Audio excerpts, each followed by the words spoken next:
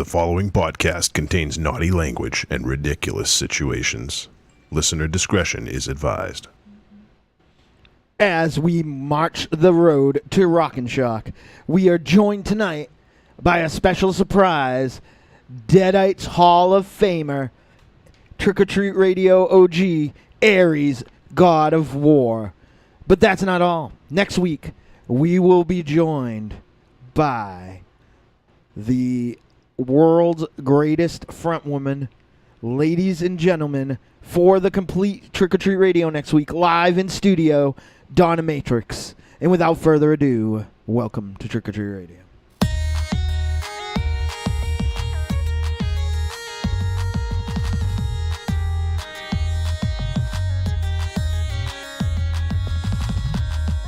Welcome all you little zombies.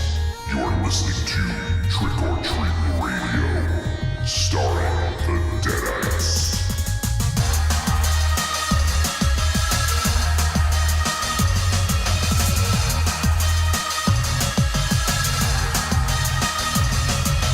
Welcome to episode 265 of Trick or Treat Radio. Trick or Treat Radio is a phantasmagorical spin kick straight through the heart of pop culture, navigated by the Deadites. The Deadites are the world's greatest electroshock band. We destroy monsters, we drink booze, we win championship belts, and we have surprise guest co-hosts in studio. Literally, he drove his bike up right as we were getting here, and surprise! So, we just did we had a fun weekend, Mars, yeah? Yeah, we sure did. With you and I and Aries. Yep. Did you have a fun weekend, MZ? Right. Yeah. We made a rule. We made a rule on the way here, Raymond Shadow, that applies to you. I'm sorry, partner. Next time you say, I would have liked it if I did it with a bunch of dudes, you can't say that anymore. Because this is the 5th time we've all hung out and you didn't come. Well, I had previous engagements. But you coming till earlier that day, did they? Well, yeah. Well, that was one of the engagements. No, it was nice. I wanted to come. I felt I wanted to be there. Just things Does took that a turn. count? Yeah, I really, Just really like you wanted to watch the movies? Yeah, I wanted to. I wanted to watch every movie I didn't watch, No, you didn't. and didn't want to watch the movies I did watch. So it's a weird dichotomy. Fair.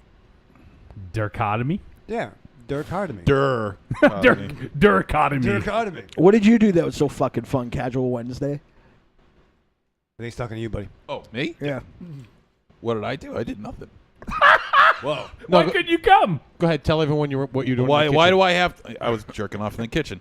Why do I have to? Why do I have to? When I have a free moment to myself, I have to immediately run out and do something. How often do you get to hang out with us?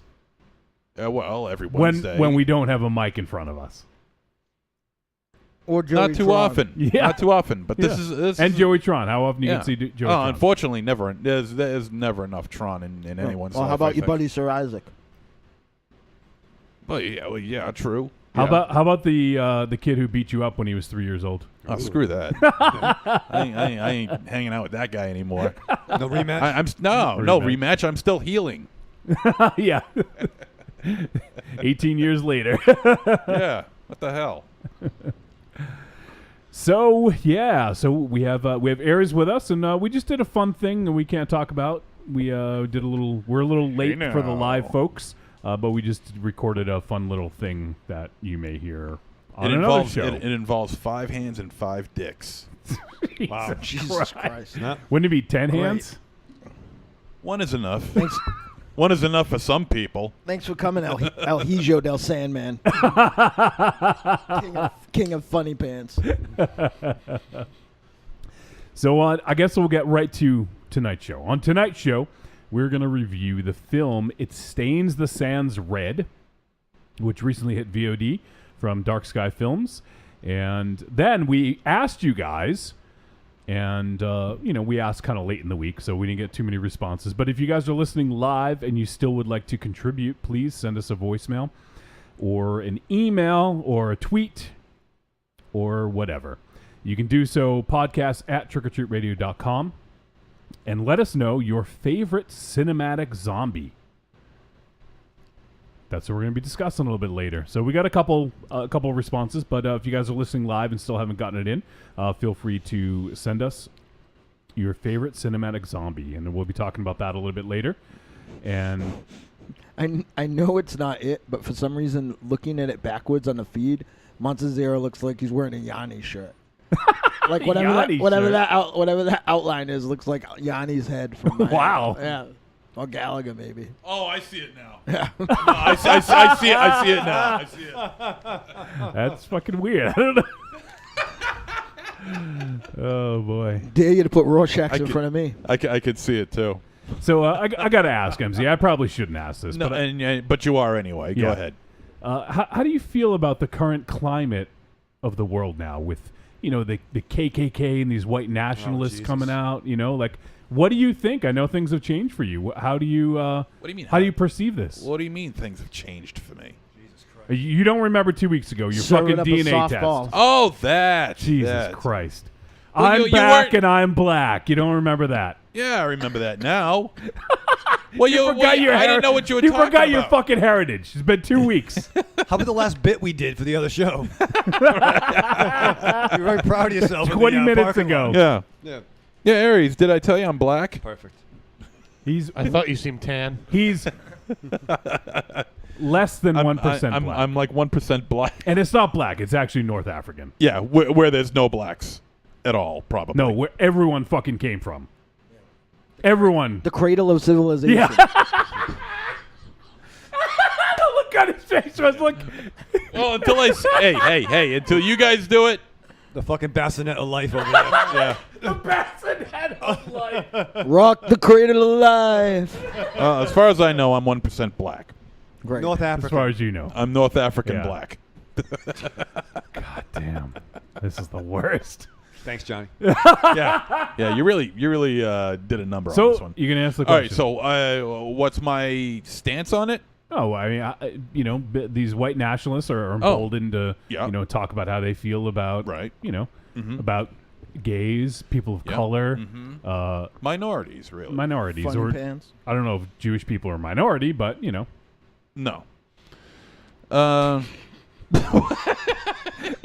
this is stupid. Thanks, Johnny.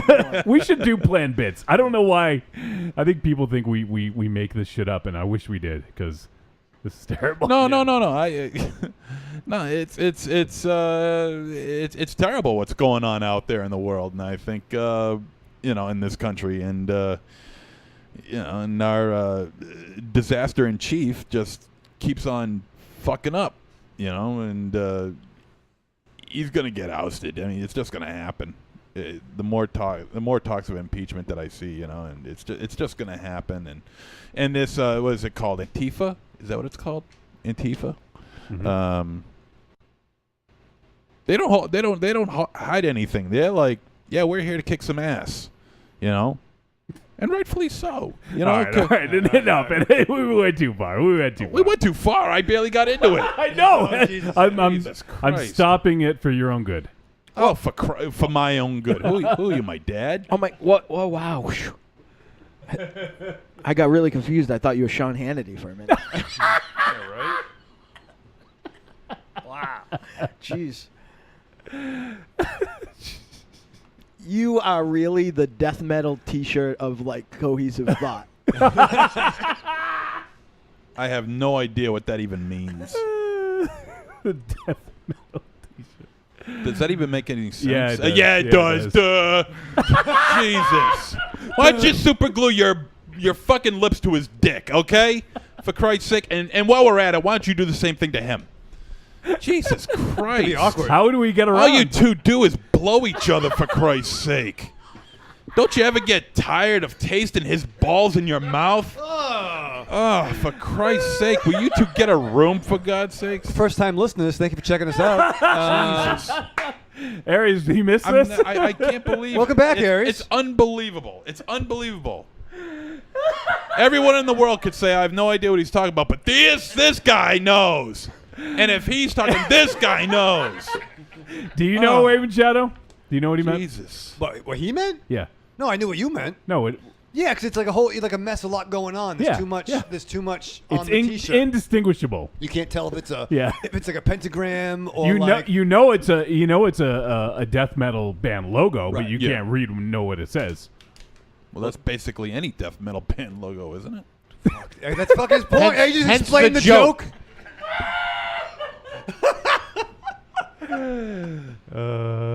Maybe I am glad we went there. You're kind of like the easy listening of life or some shit like that. Oh shit, we started off hot. And now we're not.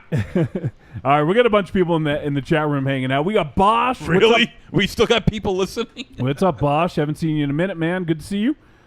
Guest 177. Yes. Yeah. Cecil Hands is around. Hey, Julie buddy. Meow Andy Meows. Creepy Girl. Nice. Hey, baby. Hey, baby. Hey, Yeah. Yeah. I thought of this because you mentioned Creepy Girl, and she asked what was going on, and part of the reason that we were running late was because I was working on a new marketing thing for one of our sister shows.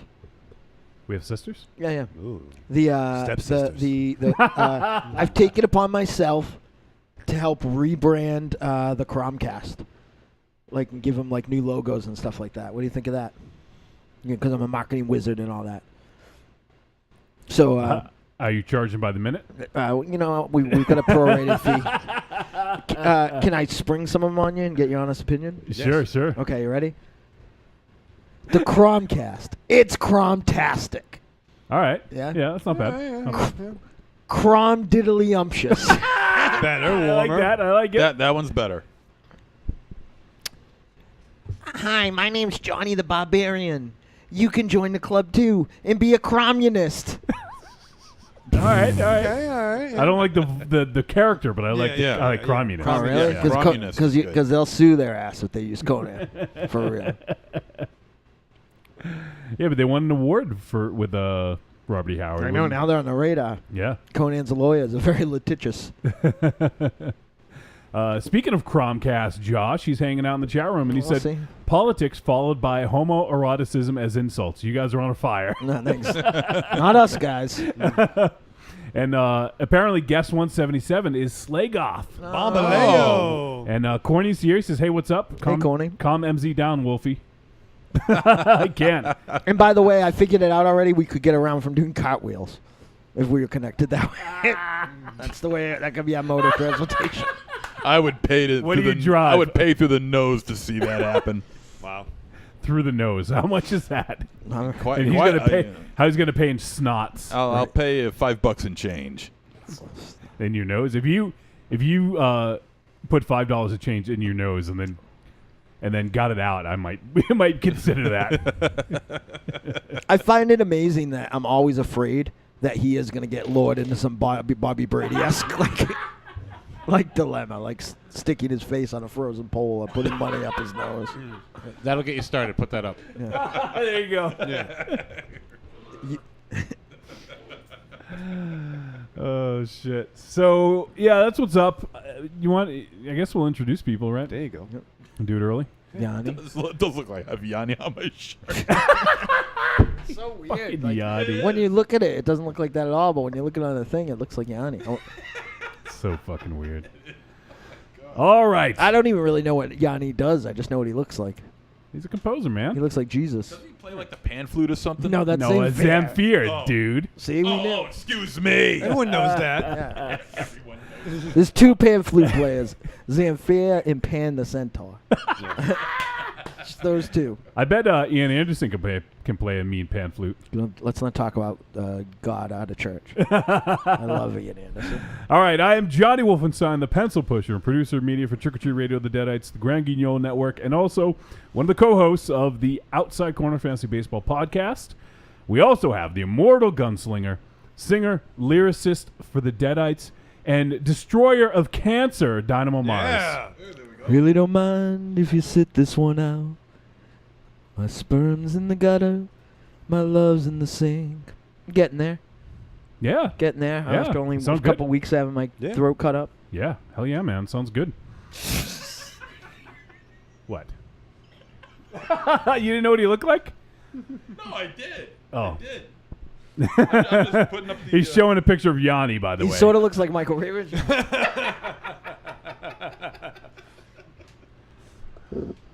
All right. Jesus Christ. Should I pull up a picture of Yanni for the people who don't know? In that picture, he looks like the magician there. Doug Henning.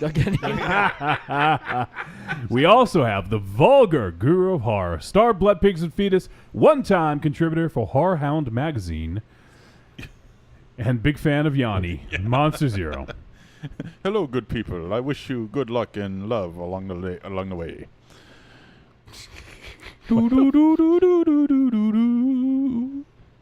What the fuck are you doing? Will somebody You think please, Yanni is Indian? will somebody No. please tell me what it is? The fuck that's that's going on? What are you doing? I know Yanni's not Indian. So what were you trying to do? I just what I think Yanni would sound like, but I know he's not Indian. He didn't say thank you very much, please. Wow, you might as well have. Then you did. You have really used all your politically correct cards for the rest of the year, and it's only August. You're right. You're in You've only been a black man for 3 weeks. shit creek. Well, I got a lot of catching up to do. Leave me alone. They're taking it back. All right, we also have the Triumph riding, stage erecting, chief of security, the whiskey drinking, bearded mofo. I don't know. Try to think of something else there. Ares, the god of war. You know. I was waiting for hello, mortals. No. I've been thinking the whole God of War. It might send the wrong message. So I'm thinking about trying out a new title. Oh. Title. Yeah. So we're just gonna. I'm just gonna throw this out there and see how it goes. Communist. America's sweetheart. Yeah. Okay, I like it. I know some people are going to like Aries American sweetheart. I like it. Yeah. That's how we heal. Thank you. it. That's amazing. All right, so America's Sweetheart, I'll add that. He's a god of war. I need him on my team. Hopefully this dude's coming back to the Deadites soon. I don't feel safe Why? because then no one's protecting me. All right, we also have the chain-smoking, hand-kissing, baby-shaking, lorazepam loving, former comic book reading nerd, the official smoke chamber for Castle Wolfenstein, the Pippa Promotions, and the Italian rapscallion Michael Ravenshadow. Thank you, Johnny. And I'm feeling very sexy tonight. And I'm going to share my sexiness with all the listeners and What the is viewers. happening? Oh, my God. You may ask how Why- I'm why going to is he- do that. Why is he talking Yeah. like that? I'm going to do it with my brothers in our voice. And I did bring a little video clip.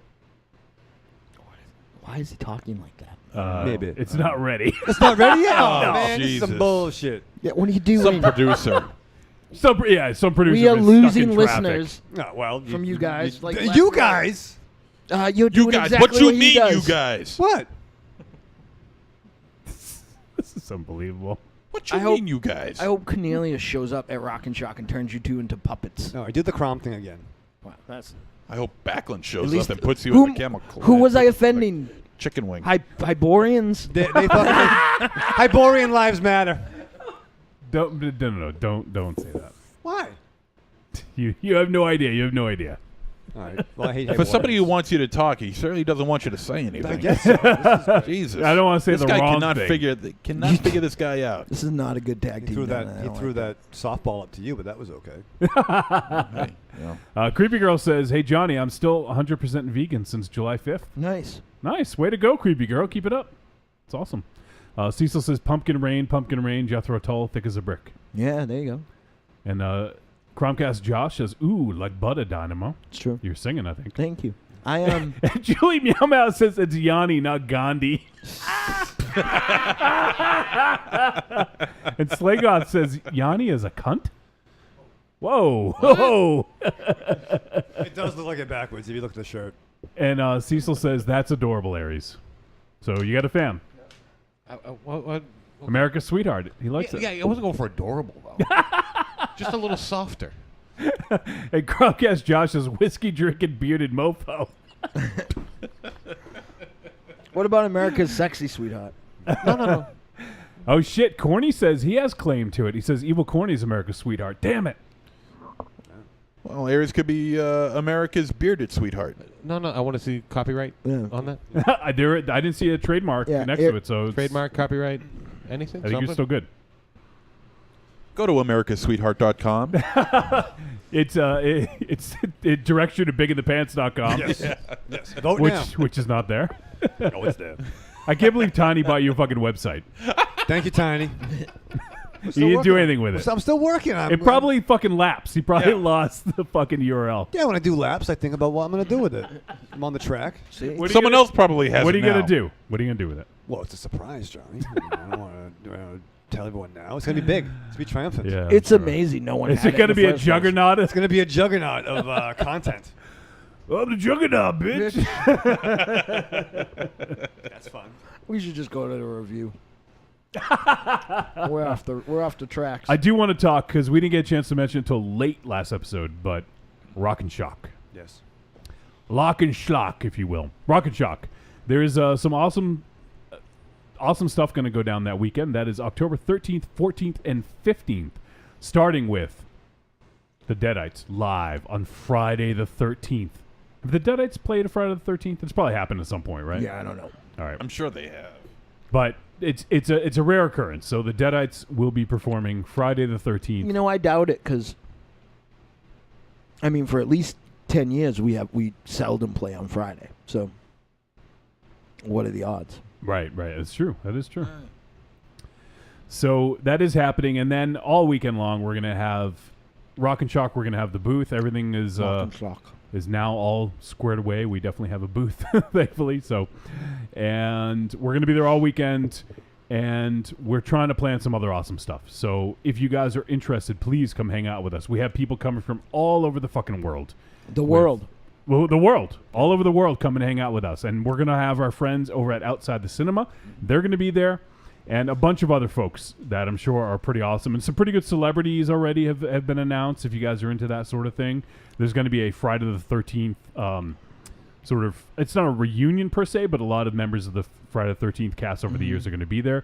And they're also doing that cool thing, MZ. I think you saw Kane Hodder is going to be dressed up in costume. Yeah. Do you remember who did the makeup? That was John Beekler. So he is going to be there. He did the makeup for Kane. Who directed Seven? Part 7. Yeah.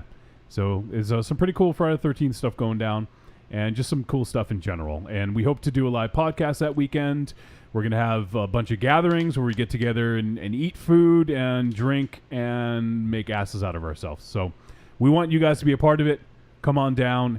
And if you guys need information, we did create a event page for it. So you can find that. It's Trick or Treat Radio Rock and Shock Weekend, I believe. And if you have questions, send them to podcast@trickortreatradio.com. We'll direct you in the right direction. So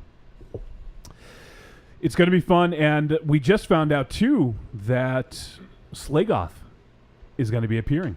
Yeah, he is. Slagoth's coming. How dope is that? Nice. So it's going to be fucking awesome. Some awesome people are going to be there, and we can't wait to hang out with you guys. So hopefully more of you guys can make it. If you're within driving distance, there's no excuse.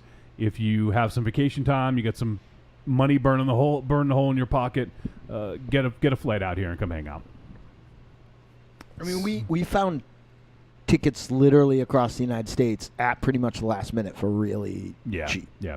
So Yep, absolutely. So They say today is the cheapest day because it's start of the fall season. Really? That's true. I watched it on the news. So now's the time to book your flights. You don't watch the news. I watched the news. That's fake news. No, well, it was on the real channel. The Onion doesn't count. No. Slagoth says, my most anticipated thing that weekend, cannot wait to see the Deadites live. I hope I don't lay it down. You won't. I won't be playing Jethro Tull songs as much as I would like to be. They're all in my range. Never get to play flute. So, what else do we have going on here? So we didn't really, we kind of skipped the intro last week because we had some guests and we wanted to get right to the film review. But I guess I can talk about some of the ways you can help support the show. Cool. Head on over to trickortreatradio.com, and on the right-hand side, we'll get a bunch of links for you.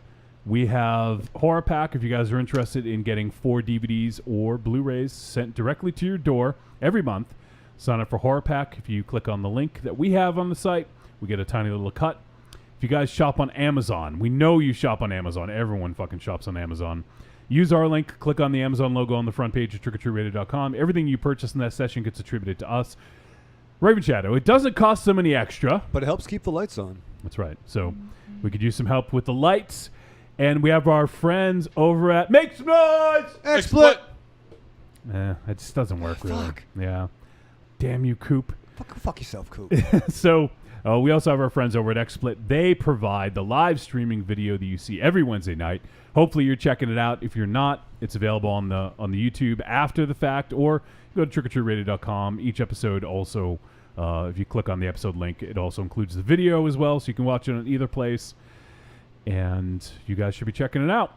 And otherwise, we drop the audio on Friday mornings on Apple Podcasts, Stitcher Radio, Google Play, and also the Satchel Podcast Player. So one other thing I wanted to mention, I think we did maybe get some reviews. So if anyone out there has yet to give us a 5-star review, especially on Apple Podcasts, because they're going to be doing some, it's actually going to be getting a lot of love in the next few weeks to months.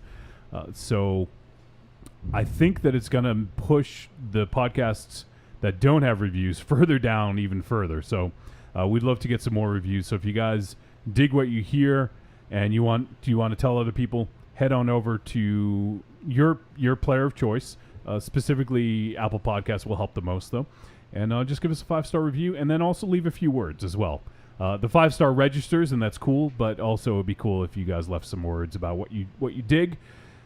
And yeah, we appreciate it. And also, we are contemplating doing another version of the Greatest Hits. We're going to do Volume 3 and potentially 4 if we have enough stuff, which I'm sure we do. But so if you guys want to help contribute and help us nail that down, let us know. You can post on the Trick or Treat Radio group.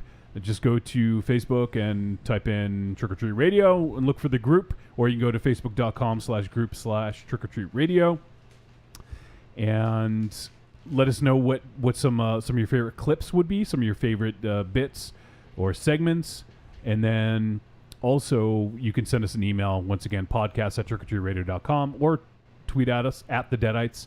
Let us know what you guys feel is a must on the Greatest Hits. So I think that is most of what I had.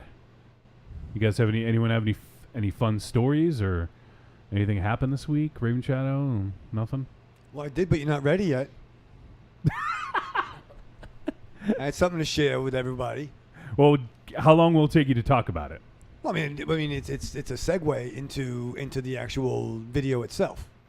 Well, I understand that. Okay. He's trying to ask you how long. I'm trying how to much time I'm trying to is- tell yeah, you to fucking yeah. kill All time. right, all right, yeah. So now, all right, cool. So it was very exciting. I went to A New Hope, and I went to go see the Morris Day and the Time show on Friday. Nice. At Twin River Casino in beautiful Rhode Island, which was nice. It was nice. I could smoke and dole like a grown-up. It was a magical thing. And the show was really cool. We had fucking dope seats. We were actually second row. And basically there was us, Second the row. row-y-o-y-o. Yeah, there you go. I like that. It's like that. You must have been there. But no, essentially we were second row, the row in front of us, and then pathway to dance, right? But essentially where the microphone was, essentially was where that dude is, that dude with the beard. That's how close I was to, no, not this dude, that dude. People listening don't know what the hell you're pointing Yeah, at. That's why you're going to watch the live feed. How far is that, Monster Zero? That's 10 feet. All right. That looks like it's the Amazon. It's pretty far. Yeah. So about 10 feet away from the stage. It was really cool because when they opened up, they did all like purple lights. So they were kind of doing like a Purple Rain thing. You know what I mean? So they actually were playing Purple Rain, and on the two like Titantrons, they were showing pictures of like him and Prince from back in the day. So it was very nice and very cool. It was probably without a shred. I would have cried. It was kind of everyone was kind of like dancing because there was one dude that was just kind of like the hype man. He wasn't with the band. He just bought a ticket and he was just dancing. But then people got kind of the vapors. Yeah. But I would say without a shred of hyperbole, it was probably the best all-around live show I've seen in the last like 15 years. Nice. It just was wild. And then something happened. Uh-oh. that I'd like to show you guys, and then potentially show the folks who are watching the live feed. The second to last song. So it's. Do you want me to play the whole thing? Just enough you'll get it. You'll know when it's the thing, and then you can When choose it's to the thing. stop. Yeah. Okay, so I have the video, so I'm just going to.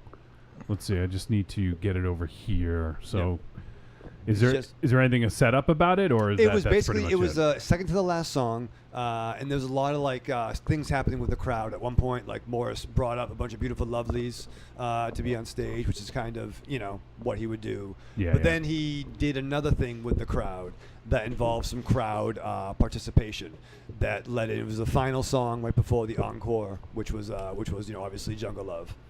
But I just think it might get it was kind of a surprise that occurred.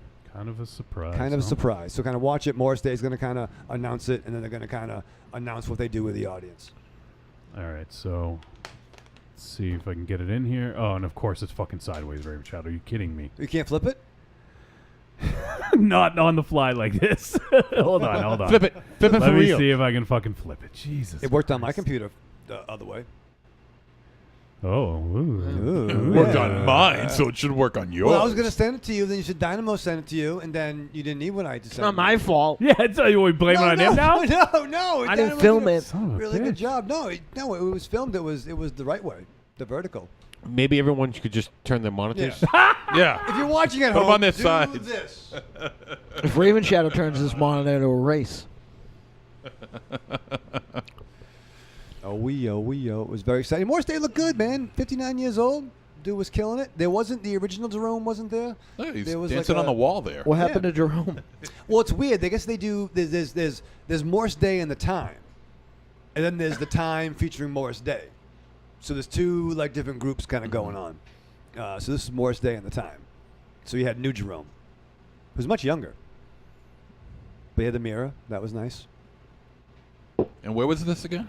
Twin River Casino in Rhode Island. Nice. Look at that. Whoa! This is good radio. This That's is not what I wanted to do, though. Just gonna turn it like this. Yeah, you almost got it. No. God damn it, Raven Shadow. You're getting every other way but the one you want. Control working. Alt F. Hey! Watch Wow. the live feed now. Jesus. Stop your Apple Bottom podcast and go to the YouTube. Why do you record like this? What I didn't record that. You flip the phone like that. I don't know. My phone didn't do that. All Look right. how big that is compared to my phone. I still guarantee you filmed that vertically. Let's just see what happened. See what was going on. All right, I'm going to push this All right. live now. Push this live. This is Morris Day and the Time last Friday.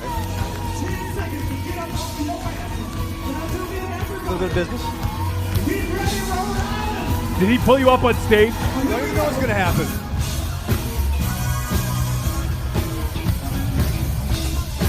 Wait for it.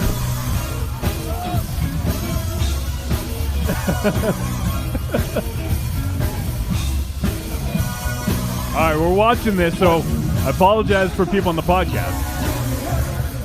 Doing the bird. We're going to have a piece of pizza while we wait. Yeah. That's not Raven Shadow. That's a hot foxy lady. That's JK47. Wait for it. The crowd's coming up now. About 15 people from the crowd. Oh, who's that guy over there?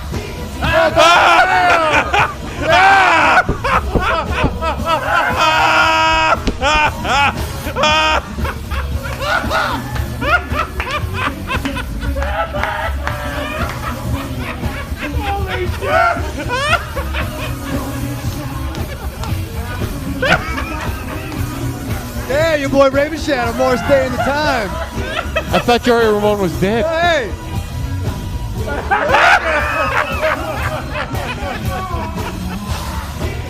That was New Jerome.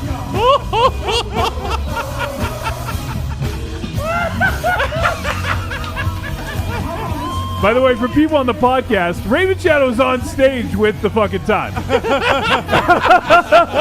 You got to go watch this video. He's a big Trick or Treat Radio fan. Yeah. He specifically asked for him. Yeah. Oh, it was funny. I was the only guy in the crowd throwing metal. That was Did they find the whitest people in the room to get up on stage and dance? a lot of Caucasians. They like the contrast, you know. All right, Malcolm. Zero. Last time I saw that many white people moving awkwardly, they were running away from a pavilion in Boston Saturday. I was doing good. I was in the background.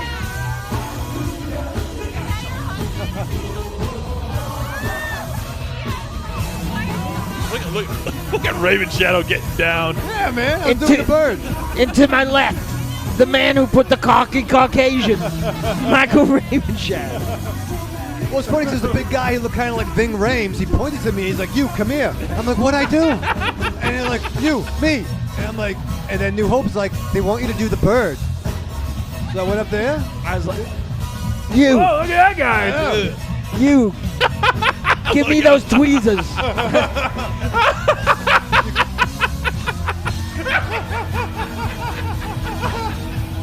my, Somebody, my friend Danzig feels threatened by you. and that girl fell down. And Morrison's all right. Morrison's all right. Oh, that's funny. Wow. So that was kind of cool. Dude, that is awesome. It's fucking funny, but it's awesome. I'm going to go out on a limb and say 2/3 of the black people there were on stage performing. No, there was a bunch of people. These were the front row. It might have been that guy's awesome. He was in front of us. No, it was a very diverse crowd. Everyone had fun. They have a whole new demographic since Kevin Smith adopted them, I'm sure. Wow. There you go. That is too funny. Me and Donna Matrix are going to do choreographed dances like this on stage. You guys should. I'm gonna hold your mirror. Thanks. Oh, God, that's hysterical. Last call, Rhode Island. Big fan of that. Look at you jumping up and down. Yay, birthday! Yay! Wow. It's very exciting. I'm glad I didn't screen this first. Did you throw any crotch chops out there, too? I did do Fight to the Sky at one point. Look at the guy. He's like, all right, get off the stage. All right, get off stage. Get off. All right, Caucasians, time to leave. Get moving, Over white stage, people. you're welcome. Wow, Raven Shadow. There you go. Dude, that's awesome. Thank you. Thank you. Thank you. I had no idea. If I knew that you were on fucking stage, I would have had it ready. Oh, man. I thought you just took a video of. No, I told Dynamo it was a Juggernaut clip. Absolutely. That was the priceless. problem. The juggernaut. We got some comments, Raven Shadow. You want to hear them? Yes, maybe. Juggernaut, bitch. Jesus Christ. I'm a juggernaut. All right. Bosch just laughed. Yes, thank you, Bosch. So Cecil LOL'd out loud. Corny says Tommy Chong. Cecil asked if it was Soul Train. yes. Bosch says this is a maze. Chromcast Josh says that's pretty great, Raven Shadow. Thank you, Josh. Joshua Libre says, "Oh snap! Raven Shadow Morris Day on the same stage. Wow!" Bambaleo. Creepy Girl says, "Very cool." Julie Meow Meow says, "Oh lordy, that's legendary." Did you invite him to the boat after? Yeah, no, he's coming. He's coming. He's Is coming. he gonna over play the boat? Yeah, of Labor Day course. weekend. Nice. We'll nice. call you guys when it's happening, maybe. Yeah. Probably not. Bosch says that old guy. Slegoth says Raven Shadow. That's fucking awesome. Thank you, Slagoth. Raven Shadow in the time. Raven Shadow and it doesn't have any time. Joshua Libre says so dope, bucket list type shit. Awesome. Nice. Come on, mow the lawn. Mow. Second row, yo. I got up, went back to bed, Take the dog out. grabbed my stimmy. You know I gotta smoke you. Creepy Girl says, "Uh-oh, shooting the gun #1, white guy moved."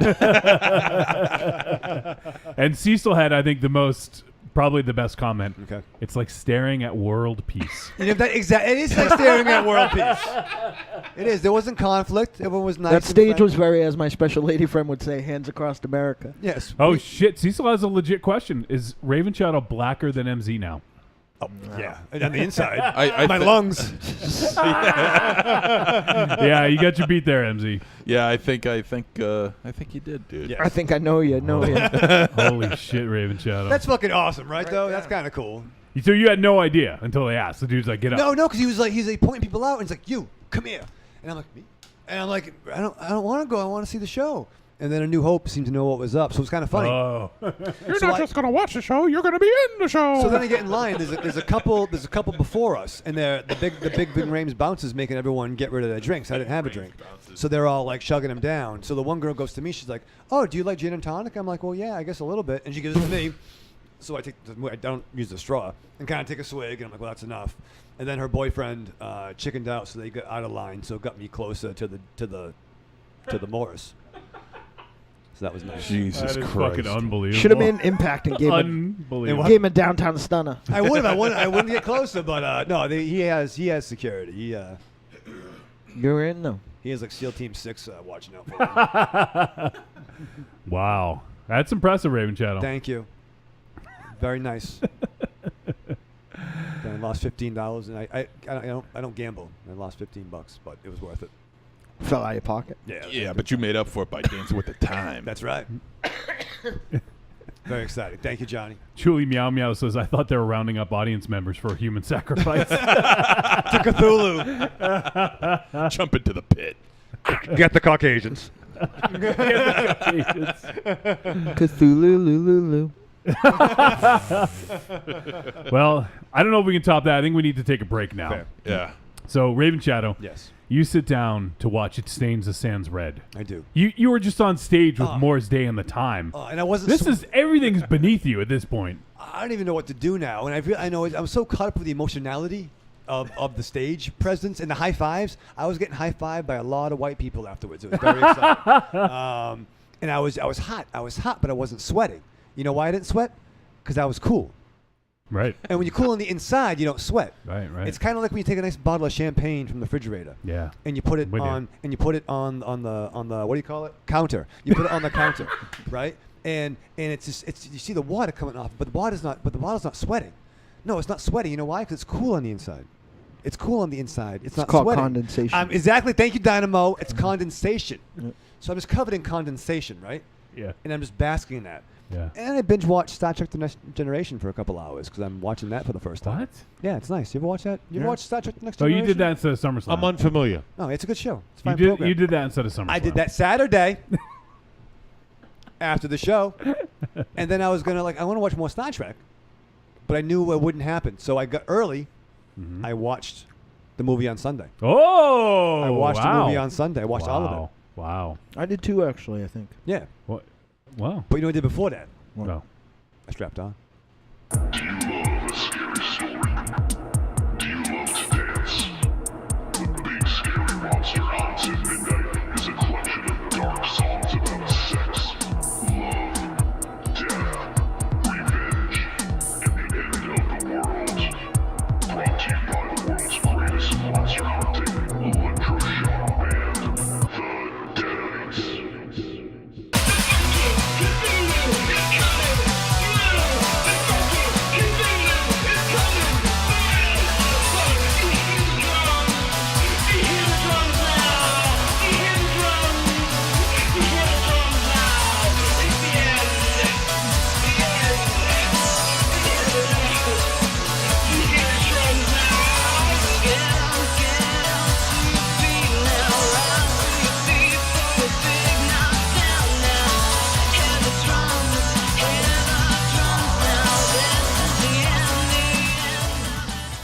Available on iTunes, Google Music, Amazon, CD Baby, and all other digital distribution sites. Trick or Treat Radio is the greatest podcast ever invented. The spelling is very bad. I'm not sure who wrote this. And the Deedites, Is that a company that procures houses? The Deadites. Oh, it's the Deadites. The Deadites are a fantastic musical act.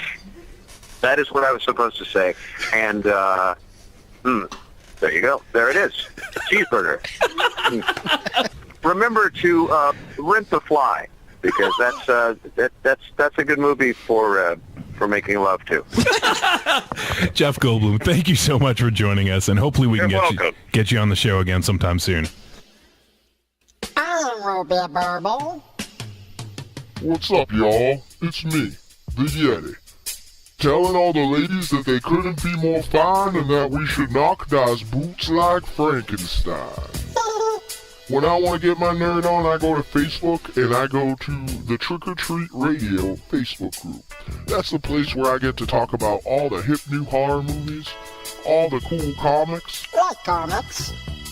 RPGs, video games, you name it, we're talking about shit on there. And you could not be any cooler if you were the coolest kid in school. Be the first kid on your block to swing their cock over at the Trick or Treat Radio Facebook group. Just go to Facebook, search for Trick or Treat Radio, ask to join, and it's like Nerd Nirvana, baby, without the shotgun blast. This is the Yeti, signing out. See you at the Trick or Treat Radio Facebook group. Follow us on Twitter at The Deadites, TheDeadites.com, and TrickOrTreatRadio.com.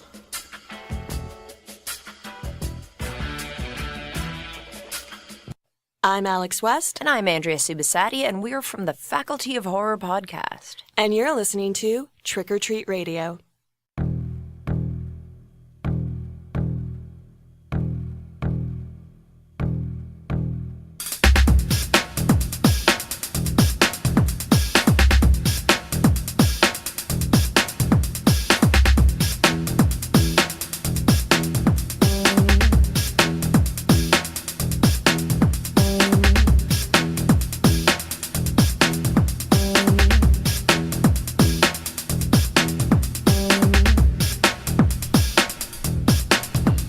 And we have returned on Trick or Treat Radio. Hey. Hey.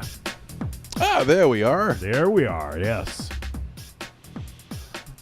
All right. There was some Star Trek talk in the chat room while we were gone. Let's see. Gongabong. I don't know Star Trek, so I don't get any of it. So, oh, Julie Meow Meow says, rest in peace, Tasha Yar. Do you know who that is, Mars?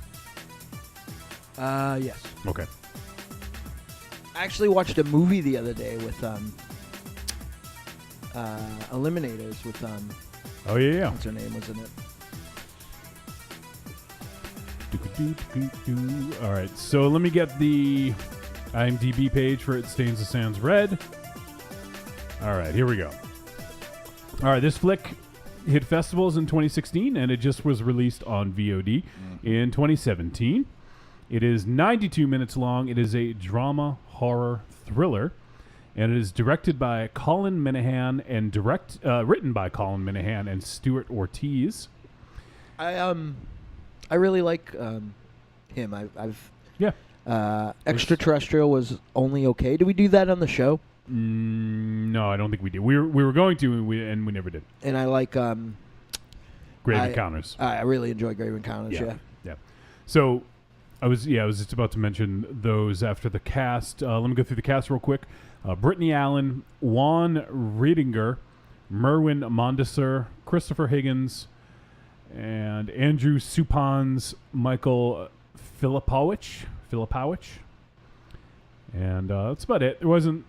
Cast wasn't too huge in this. No, it's very small. Yep. Let me get my notes out here. And the synopsis.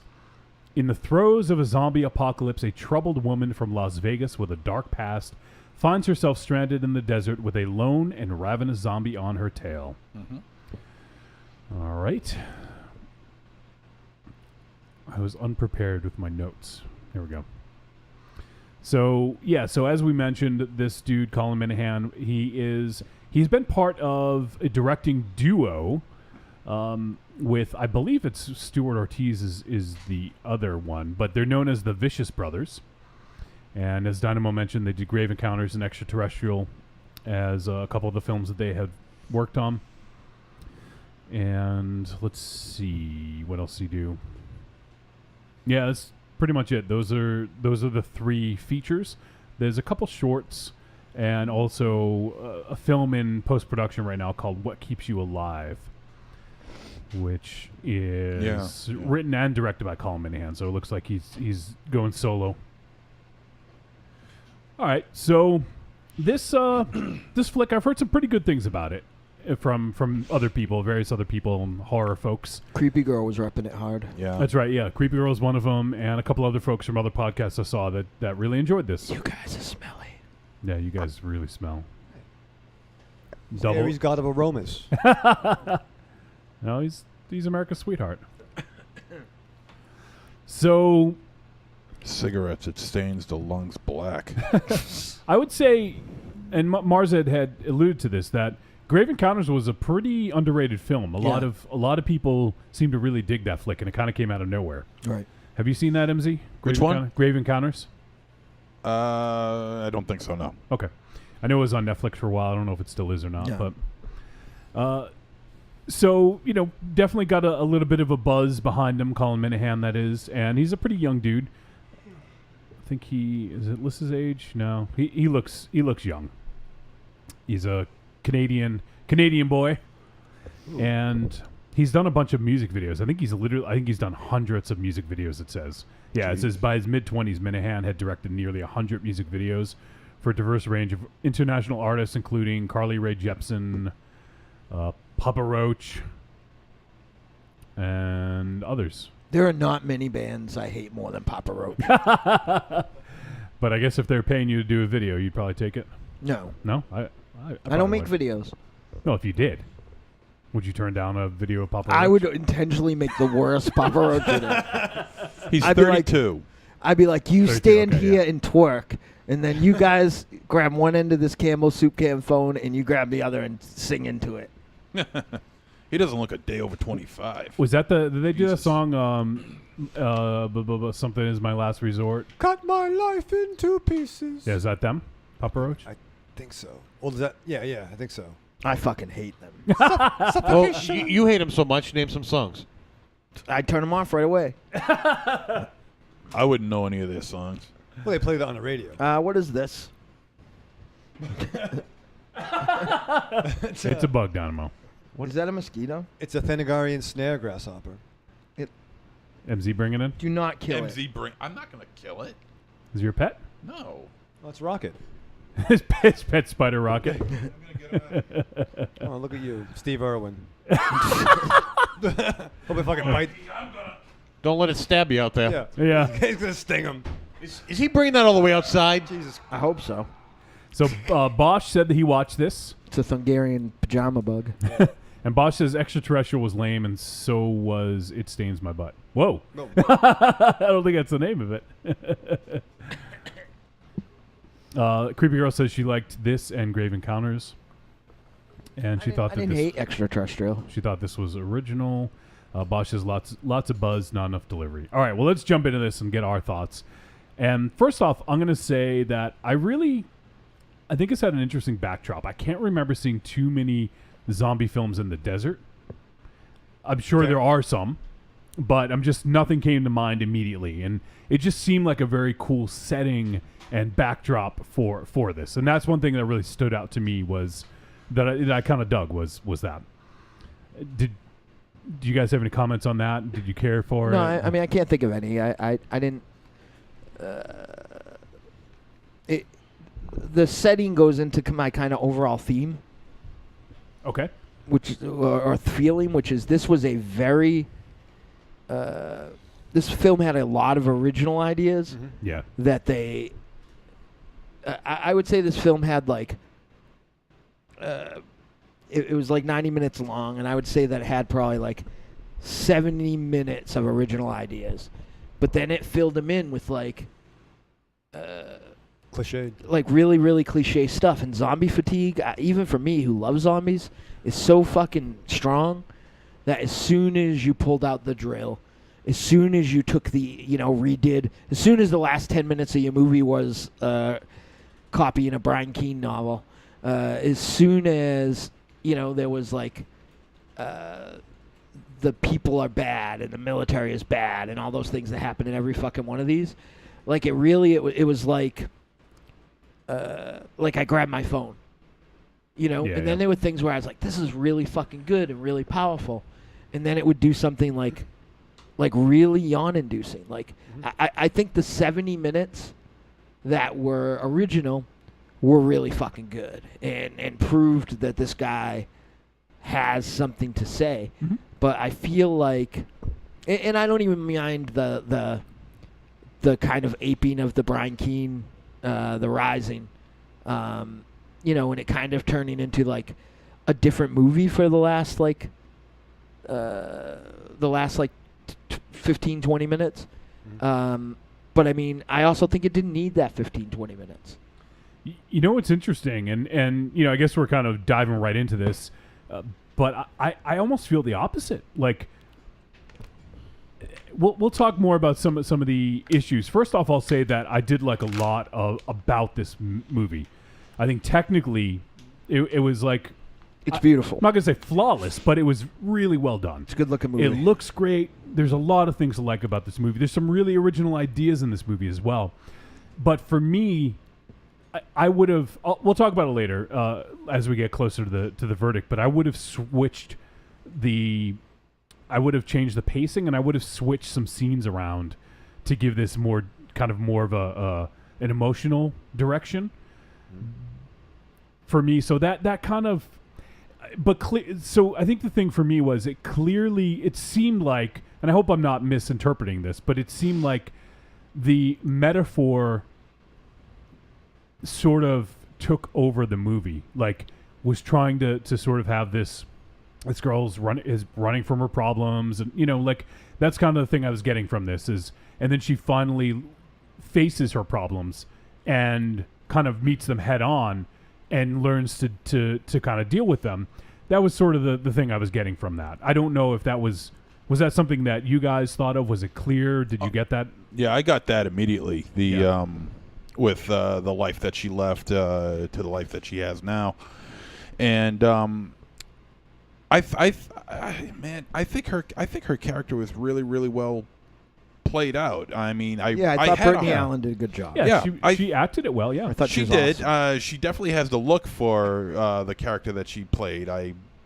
She actually doesn't look like that at all, which was fucking amazing. Yeah, actually, she looked pretty rough. I didn't. I didn't like. I've seen her in most of his other films he's been in. Yeah, and I didn't recognize her until I looked up who it was. Yeah, she's been in a lot of TV. As well. Yeah, she's been doing soap operas and shit like that. But I like the setting myself because it's oh wow, it's very it's secluded. It's huge, but it's very secluded. It's got a claustrophobic feel about it because it's like there's nothing around you for miles and miles and miles, and no matter where you go, you're not going to get any help. Right. So that and that played well into the idea. And I know you guys are. I don't know which one of you. I know one of you said it about how you guys don't like drone shots. I think the drone shots in this. I think the drone shots played itself out very well in this movie to show just how vast and yeah, exactly, just to show how huge of a landscape it is that she's wandering through and how vast the area is. I got to give huge props though to the guy who played Smalls, Juan Reidinger. Is that his name?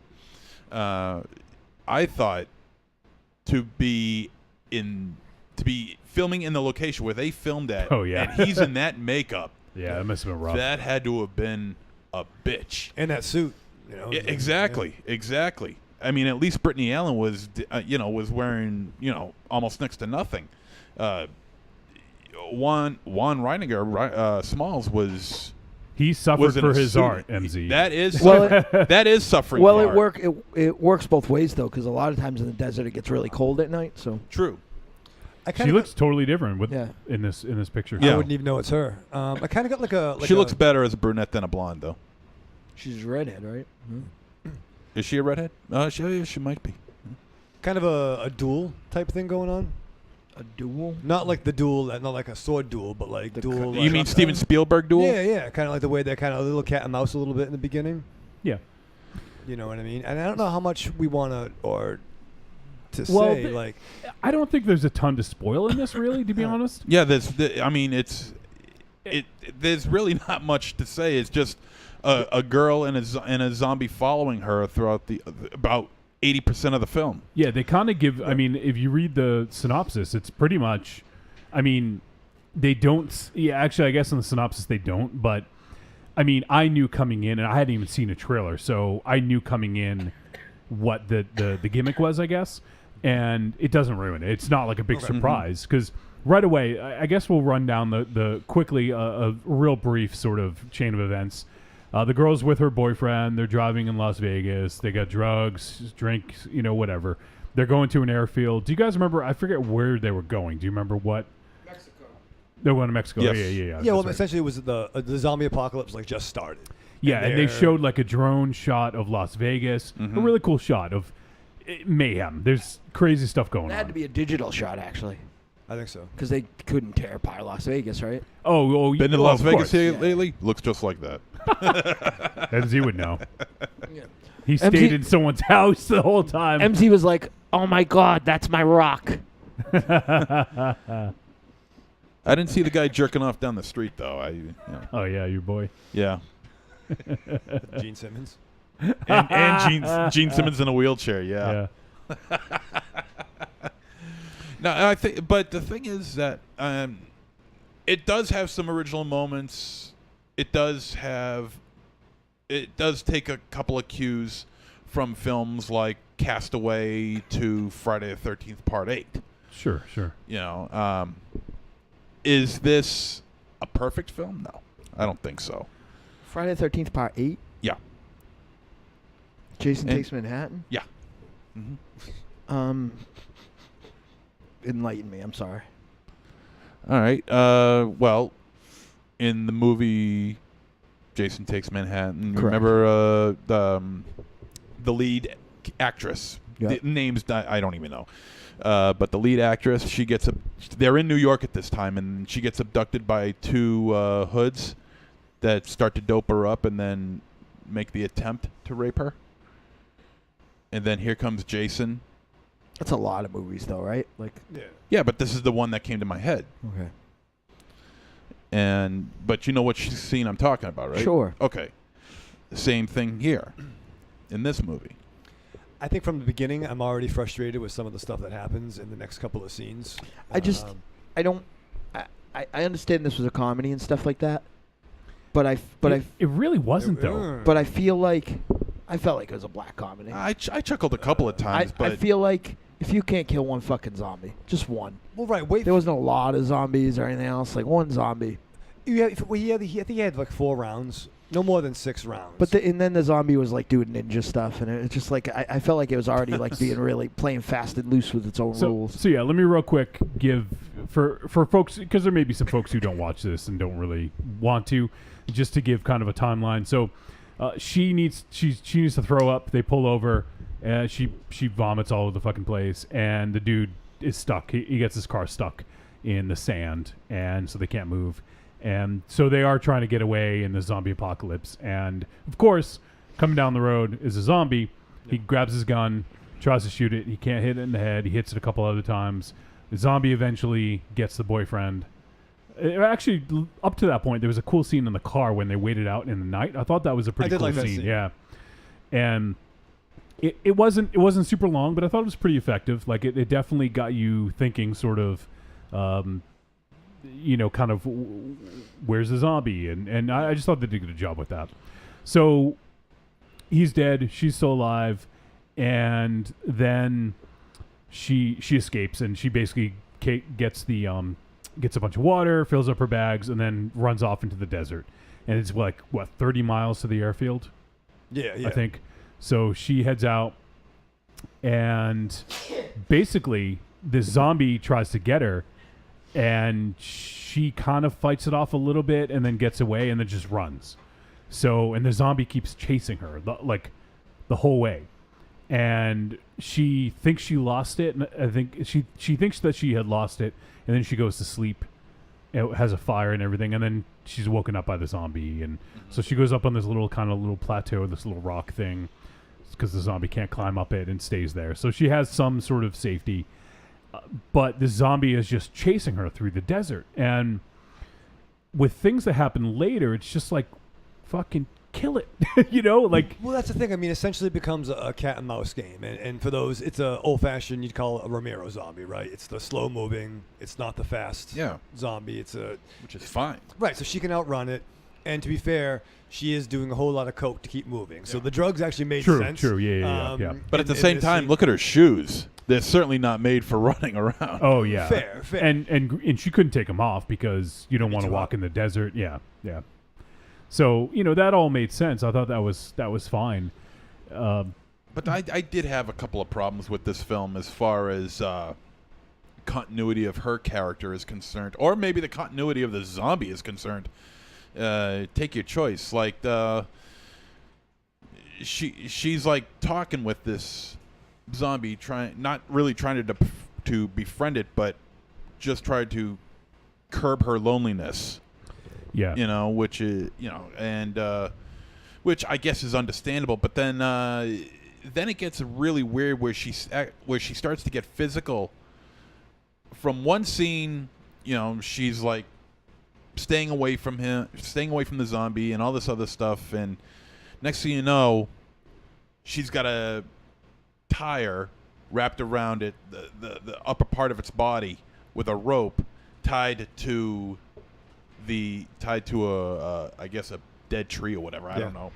And I'm saying to myself, if she's trying to get away from him so badly, what the hell is she doing trying to get so close? I mean, don't you think, what is she doing trying to get so close to put a goddamn tire around a zombie's body? I mean, where's the struggle of that? I mean, that was completely cut out. I do have a thought on that, though. I mean, you got to figure a lot's happened to her, right? A lot's happened to her. She's a former stripper. Her boyfriend has some nefarious criminal ties, potentially. Yeah. She's been out in the desert. We don't know how long. Also, think about her child. She basically gave her child up, which we learn in flashbacks. So I figure she's not only is she in the fucking hot sun, so she's out of her mind. You get a little twisted on drugs, and a zombie is chasing her. A lot of times to reflect, and I think even when she's like talking to it, like, oh, you're like all the other guys in the bars. You never take no for an answer. I bet you have a small dick. This and that. Mm-hmm. But I think as it gets closer, she kind of develops a weird, like almost like Stockholm syndrome thing with it. Well, that was obviously the point. Oh yeah, exactly. And that was the metaphor, and that's why I feel that the metaphor dominated this film at the risk of making it a worse film. Well, it's like the thing, and when she kind of develops the feelings, we all know that we do things that are bad for us, whether they're drugs, or we know there are things in our lives that will kill us, right? Cigarettes, alcohol, drugs. Look who's talking. Listen, I can fucking relate. How would you know? You're not dead yet. Show ain't over yet. Yeah. But so there's this thing that wants to kill her, but yet she almost has like a pet. Yeah, like and a dog. That's actually a good one. One that didn't really register with me when I was watching it. But yeah, I mean, obviously it resonates with you, right? Yeah, I got fucking problems. But we still attracted to what is going to kill us. We still go to what is going to hurt us and bad for us. Yeah. But we can run away, but we're still going to come. I understand, but I still want to see that struggle. What struggle? If you were here, you'd know. Oh, the tire struggle.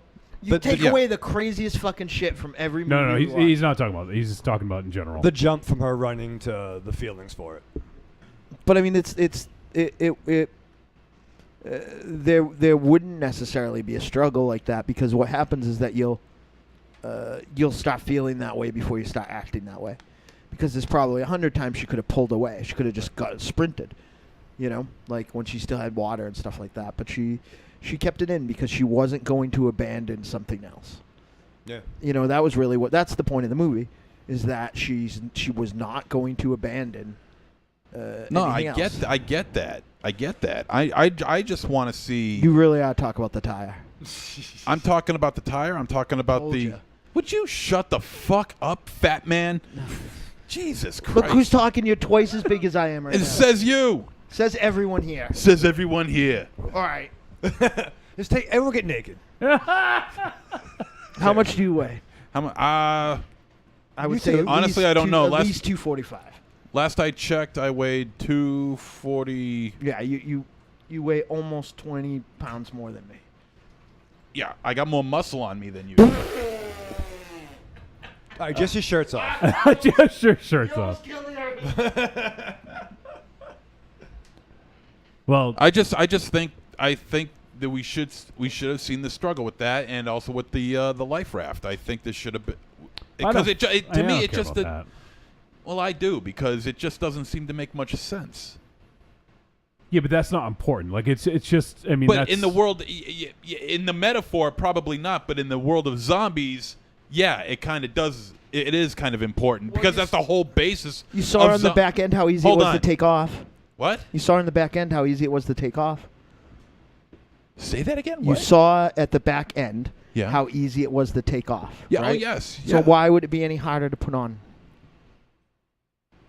Well, that's what I'm trying to figure out. Don't you think that if it was that easy, they would have filmed it, or at least added it into the film? Well, it can't. I mean, we already have a long, boring zombie television show. This was like only a 90-minute movie. Like Yeah. they can't show everything. Yeah, I don't want to harp on. I'm fine with that. That they Where'd didn't she show buy that, the yeah. vodka from? I don't know what. Is there a receipt? I mean, how Where did she did she get the vodka? cocaine? Yeah, seriously, it doesn't grow on trees. It's too hot for cocaine. It wouldn't work right. Where'd she buy that flashlight? I think Dynamo's dying. Was over that a there. gift?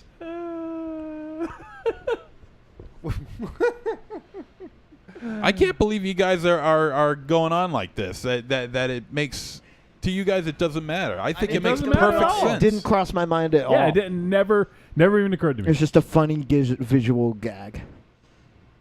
How did in Police Academy? How did the guy get his head pulled out of the horse? I don't know. I'm sure it might have just slid right out, being all covered in ass.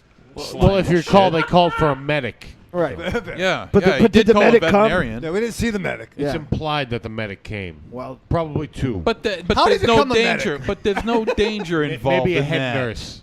Oh, for Christ's sake, you cocksuckers! Did he go All to school? of you, all of you, every single goddamn one of you, fucking cocksuckers. where did that tire come from? Was that a good year? Is that a buy 3 get 1 deal? Jesus Christ! Did he buy one new one? Or they always say if you buy a new Who the tire, you hell? gotta buy two. Who the hell laughs like that? Ah! Who laughs Me like when you're that? being a dummy. Was that all season? Christ! Because winter's coming.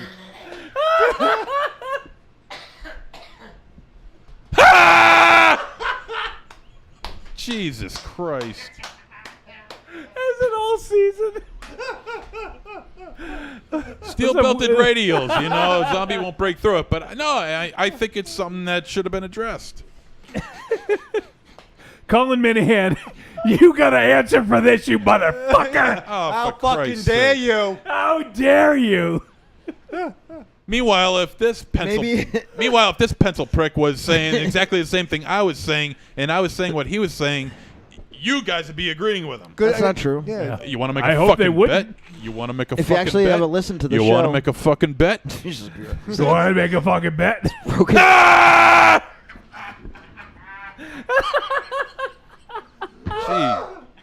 Gee. Creepy Girl wants to know why MZ's so aggressive tonight. Creepy Girl, he needs to get fucking laid. His balls are ready to burst. They're fucking bluer than my shirt. That's why they're so fucking big. This is like right up there with that sky. Oh man, what about that scene where she was playing fetch with the zombie? Ollie was a big fan of that scene. She was like throwing the funny. twigs, Yeah, it was funny. and then all of a sudden she got something else. Yeah, She went all in on that yeah. one. yeah. Or all out. Yeah. And I'll tell you, there was more blood on the sand from that one scene alone than there was from any other scene in this movie. Yeah, actually, I did too. For when I saw that scene.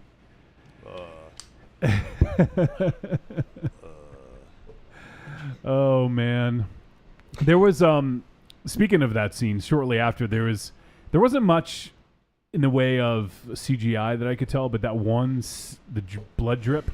Oh yeah, yeah. I don't know. yeah. When you don't use it much, I guess it stands out a little bit more. But that kind of irked me. That like you couldn't do a non-CG version of a Look at drip. that. That's a great shot. Oh yeah. Yeah. That's a great shot.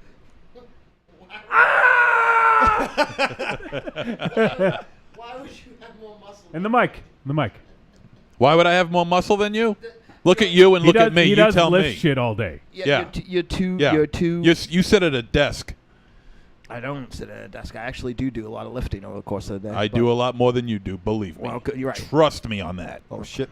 How much you bench, bro? A shitload more than you. Well, that's fair. I've seen you lift. You're like Pee Wee Herman. You can't lift up 1 pound weights. Yeah, I have seen you lift too, Raven Shadow. It's pretty pathetic. I'm not the strong guy on the team. I'm not the computer guy, and I'm not the strong guy. Right. What guy are you? I'm the other one. The smoker. The smoker. It's the slippery. I'm the guy who fucking dances with Morris Day. Okay?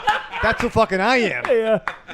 You claim to fame now. Yeah. And I bought the tickets. I'll show you the. How'd you get in the show? I bought the tickets. Look at her, Raven Shadow. She's smoking. That's my You girl. must love this girl. I do. She's a bad girl. I like that. I like that. Yeah, no. I mean, hey, listen. You know, fucking, if you're in a Leopard zombie print tights apocalypse, and everything. light them up. What I want to know is, where did she get the hair dye? Yeah, seriously. I mean, I didn't that's, see her dye. that's not. She wasn't Where's the born with that. receipt? Yeah. So I think the thing was, for me, we sort of broached this topic. I think I just was having trouble with the conceit. I understand. I totally. You guys know. I love monocle subtext and metaphor, but I feel that this hurt the film because it was so focused on showing, like, explicitly that she is, running away from her problems and then meeting them head on and dealing with them. And like Raven Shadow was saying about keeping, the things that hurt you close by and knowing full well what it'll do. Like, I get all that. And I think it's a really cool idea. I just feel that the execution wasn't quite there. I would much rather take on a fucking zombie and try to kill one zombie than have it follow me through the desert for 30 miles. Well, fair. Even when she was throwing rocks at him, she threw 2 rocks and then dropped the third one. Like, I mean, yeah. I'm not a fighter by any stretch, but you kind of got to go all in and try to hit it in the head, right? I mean, Well, she felt bad right away. That's kind of the thing. Like I said, she felt it before she started acting that way. Like she already felt like she had used up all of her goodwill and good karma because she abandoned her son. Yeah. So, I mean, again, in my world, it never should have got that because it's just one fucking zombie, but kill it by accident most of the time. But and there's also a scene that takes place where she's kind of hiding out in the house for a little bit. Yeah. Would have been so easy to trap it, right? Right. Well, I mean, Or I don't you know. think? She's not very smart. Well, I mean, you got a fucking brain. You can, I don't know. I think you could figure that out. Right. I mean, I think there was 2 things here. She wasn't a functioning human and couldn't take care of herself until she got to the end, until she got to the hangar, to the Air Force base, and could take care of herself. I think the part that you guys may be missing here is the metaphor, obviously, of her child's abandonment, and maybe the implied metaphor of I her, totally of her get thing. it. I totally get I it, think but- that also the big story, the other big story here, was her coming through baptism of fire to be a functional adult. Sure. I get all of that stuff. And so she couldn't have trapped it because she wasn't. I know, but that's smart. what I'm saying is, but the conceit is ruling the film at that point. It's ruling the narrative. Well, I mean, not in that sense though, because she's not smart enough to do it. I hate to use smart, but she can't take care of herself. Okay, She's only so doing she didn't doing trap the it. bare minimum. Just fucking kill it. But she can't. She did later. She did, but of course, because she was that was the last step to her being a fully functioning adult. Right, but what I'm saying is this all this stuff that we're talking about is supporting the metaphor and hurting the narrative. Well, I guess not for nothing though, but like the movie is about the zombie following her. Mm-hmm. That's like, how good would Friday the 13th be if like, you know what, I'm not going to the murder camp. Like, that's dumb to go to the murder camp because every year kids go to the murder camp and get fucking killed. And what I'm saying is Let's go that to the if I think this would have been a better film without having that conceit. I think that there's a lot of good stuff going for it, and I feel that it overstayed its welcome. But If then it what's was the movie about? She killed the zombie. Well, I have some ideas, but I what I would like to see it as, but I'm not gonna. I don't want to spoil too much. I think that I'll just say if the airfield scene happened at the beginning, and she was working her way towards what happens at the end, I feel it would have been. But then that's just a dumb zombie movie, right? Like that's just every other zombie movie. And if that's the case, then that's. I mean, that's my. I thought that this was 10 times more interesting than that.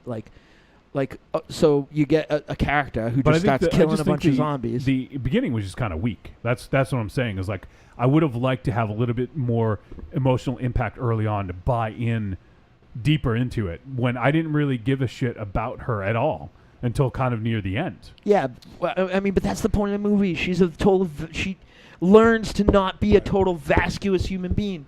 Like if you identified with her at the beginning of the movie, then there's a problem. Because she's a dumb, I totally get all trick this. cokehead. I totally get all that. But there was that when it got to the end, there just was no emotional buy-in. Like the end of this movie, like post Airfield, like brought this down like a whole star rating for me. Because A, it was derivative. B, it was dumb like every other zombie movie where all of a sudden fucking this normal person can take on like multiple zombies and is like fucking Rambo. And like it just jumped, and not only did it just jump, that fucking stupid scene, like the whole movie is about her learning that she has to go back and do this thing. If the movie starts with her doing this thing, then where's the movie that's any different than any of these? Well, I just stated my case and said that I would have liked more emotional buy-in early on. I'm giving this film credit, and there's a lot to like, but for me, it just didn't work. It just as a complete film, it didn't work for me. Like the end of this movie, like the like post Airfield part of this movie, just betrayed everything about this movie. First of all, the whole part of this movie, first part of this movie, is slow and labored and very smart, and then she gets across the country with a fucking jump cut. Yeah. Right. Like, I mean, granted, she had a car, but fucking still, it's like a different... It's like Game of Thrones time. I was thinking that, yeah. Like, and, like, all of a sudden, she, like, it just took it, like, I understood where that last scene was in her journey, and I like the journey, but I don't... it was too much like every other zombie movie. The whole Airfield thing... dumb. If this movie started with the Airfield, I think I would have Raven Shadowed it. Because I'm finally at the point where like I don't need to see any more zombie movies. I'm so sick of hearing about zombie movies. I'm sick of talking about zombie movies. Well, we reached a point where it's awfully difficult to come up with an original. This did though. Storyline. This was close. Yeah. This was right there. This was close. It filled in. Yeah. It filled in its running time with a lot of walking, homages and cliches. Okay, now, an awful lot of this is a slow. This was a slow movie. I don't think it was. I felt it was because I'm like the part with the sandstorm was my favorite part of the movie. Which it was a cool scene and all, but I'm watching it and I'm like, I look at the timer and I'm like, what? This movie's taking forever. This movie is taking. We're at like around the 40-minute mark. Yeah, I actually did. I paused it halfway through to go to the bathroom, and I was like, I'm only halfway through. Yeah, exactly. I mean, it was too long, I think. Yeah. But I think again, I think they could have cut out. That's why I think the pacing could have been better. Well, just stop it. Stop it with that plane flying away. I'm trying to remember when plane flies away. and maybe she Okay, and like if that plane flies away and she looks at a picture and gets in a car and drives away, like I feel like all that stuff that Okay. happened at the airfield is all obligatory dumb horror fan stuff. Is all like pandering to like the lowest common denominator of horror fan. Like, let's get some more gore in to please the gore fans. Like, you know, so we'll get a fucking dumb drill to the head scene. Haven't seen that in a zombie movie before, and you know, we'll get the. Well, this movie must have the least amount of this zombie film must have the least amount of zombies in it. Like what? Maybe 3 or 4 zombies total. Well, let's get all the zombies at the end. Honestly, what kind of? Oh, here's the bad CGI scene here. I think. Yeah. I think the thing that really, one of the biggest thing for me that bugged me about this was, I think I would have been fine if it was just these two for the like, but when they added these extra characters in there, Yeah. the rapey racist assholes, that fucking like Pissed me off. killed it for me. Yeah, because it's like I thought we were gonna go. I literally thought right before they showed up that we were gonna go through a whole movie without the "We Are Them." Well, I think that was just their attempt to give you sympathy towards what's her name, Molly. Sympathy towards Molly because I mean, let's face it, she's not exactly a very good person, you know. And so I guess what they had to do is for the viewer to sympathize with her a little bit more, to have some really bad shit happen to her. I don't think that's why they did it. I think they did it to draw a connection that may or may not have been there between her and Smalls. Like Well, so I don't think they were like trying to make you feel sorry for her. I think she was at that point when she got rescued. I think that as a viewer, you probably should have felt like relieved for her and understood how good the air condition felt and all that stuff. Like I don't think there's any director out there that is probably going to use rape so gimmickly. Like I think that's like just not. I think that they had to put her in some sort of peril, and the rape was a little easy as it was, but like it was to have the rescue, because if they just beat her and threw her away, the zombie wouldn't have, like how would like they needed to do something that gave a fucking slow zombie enough time to get in the game. And you were rooting for him. You were rooting for the zombie to do that. Right. Well, I figured, you know, with these two guys coming into play at the time that they came into the movie, it became somewhat predictable. You knew what was going to happen. You knew these two were not going to last too long. But that the movie was all about her and the zombie. I think and that was it. Yeah, and I think that's stupid. Like I feel like it's almost like they felt obligated to hit these beats. And the film would have been a much better film if they didn't hit these dumb cliche zombie movie beats. Yeah. I agree. And also the other thing was those soldiers too. Those soldiers just same thing. Yeah, same deal. Like I really could have just done without either of those interactions, because it just kind of took me out of what the good things and made me think about how I'm like, okay, now you're just going with the fucking tropes of right. And the soldiers just bugged the hell out of me too. Those two things just really, I think did a lot of negative. Yeah, they destroyed whatever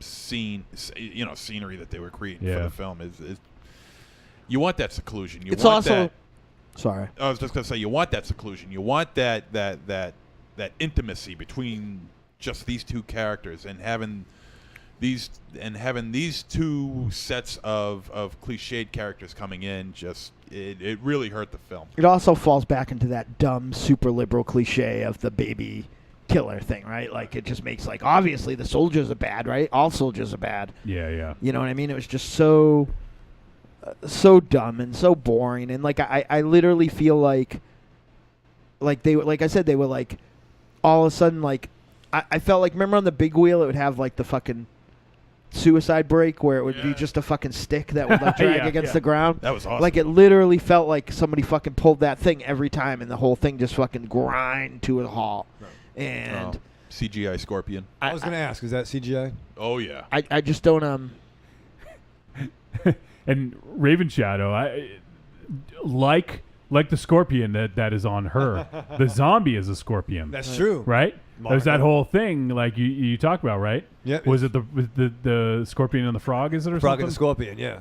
Like, well, what the hell, dude? I'm a scorpion. You know. What'd you expect? It's a zombie. Yeah. And so sort of later on in the movie, you kind of, you know. Oh, yeah, I like that. I like that. I thought of you. Thank you, baby. It's just like this director, in my opinion, was on the verge of a masterpiece. Yeah. And he fucking blew it every, like, and he didn't blow it, but I mean, I Yeah, guess just some missteps. I feel like I bet you we would have got the same type of complaints we got about Spring without it.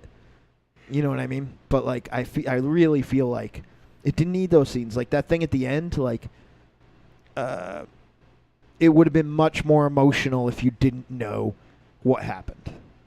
Yeah. You know, if what she was going for was there or not there, you Right. didn't know what the outcome was. I will agree with you, Mars. I think if it ended there, I think that would have been a better ending and might have actually taken care of a lot of and it my. would have cut 15 minutes out. Yeah, and you know maybe it's a little bit too short at that point, but I think they could have maybe padded out the intro a little bit and given you a little bit more. I don't know, but it definitely is an interesting conceit, and I think that it, because it was so interesting, the director decided to play with it, and it almost like played with it a little bit too much, you know.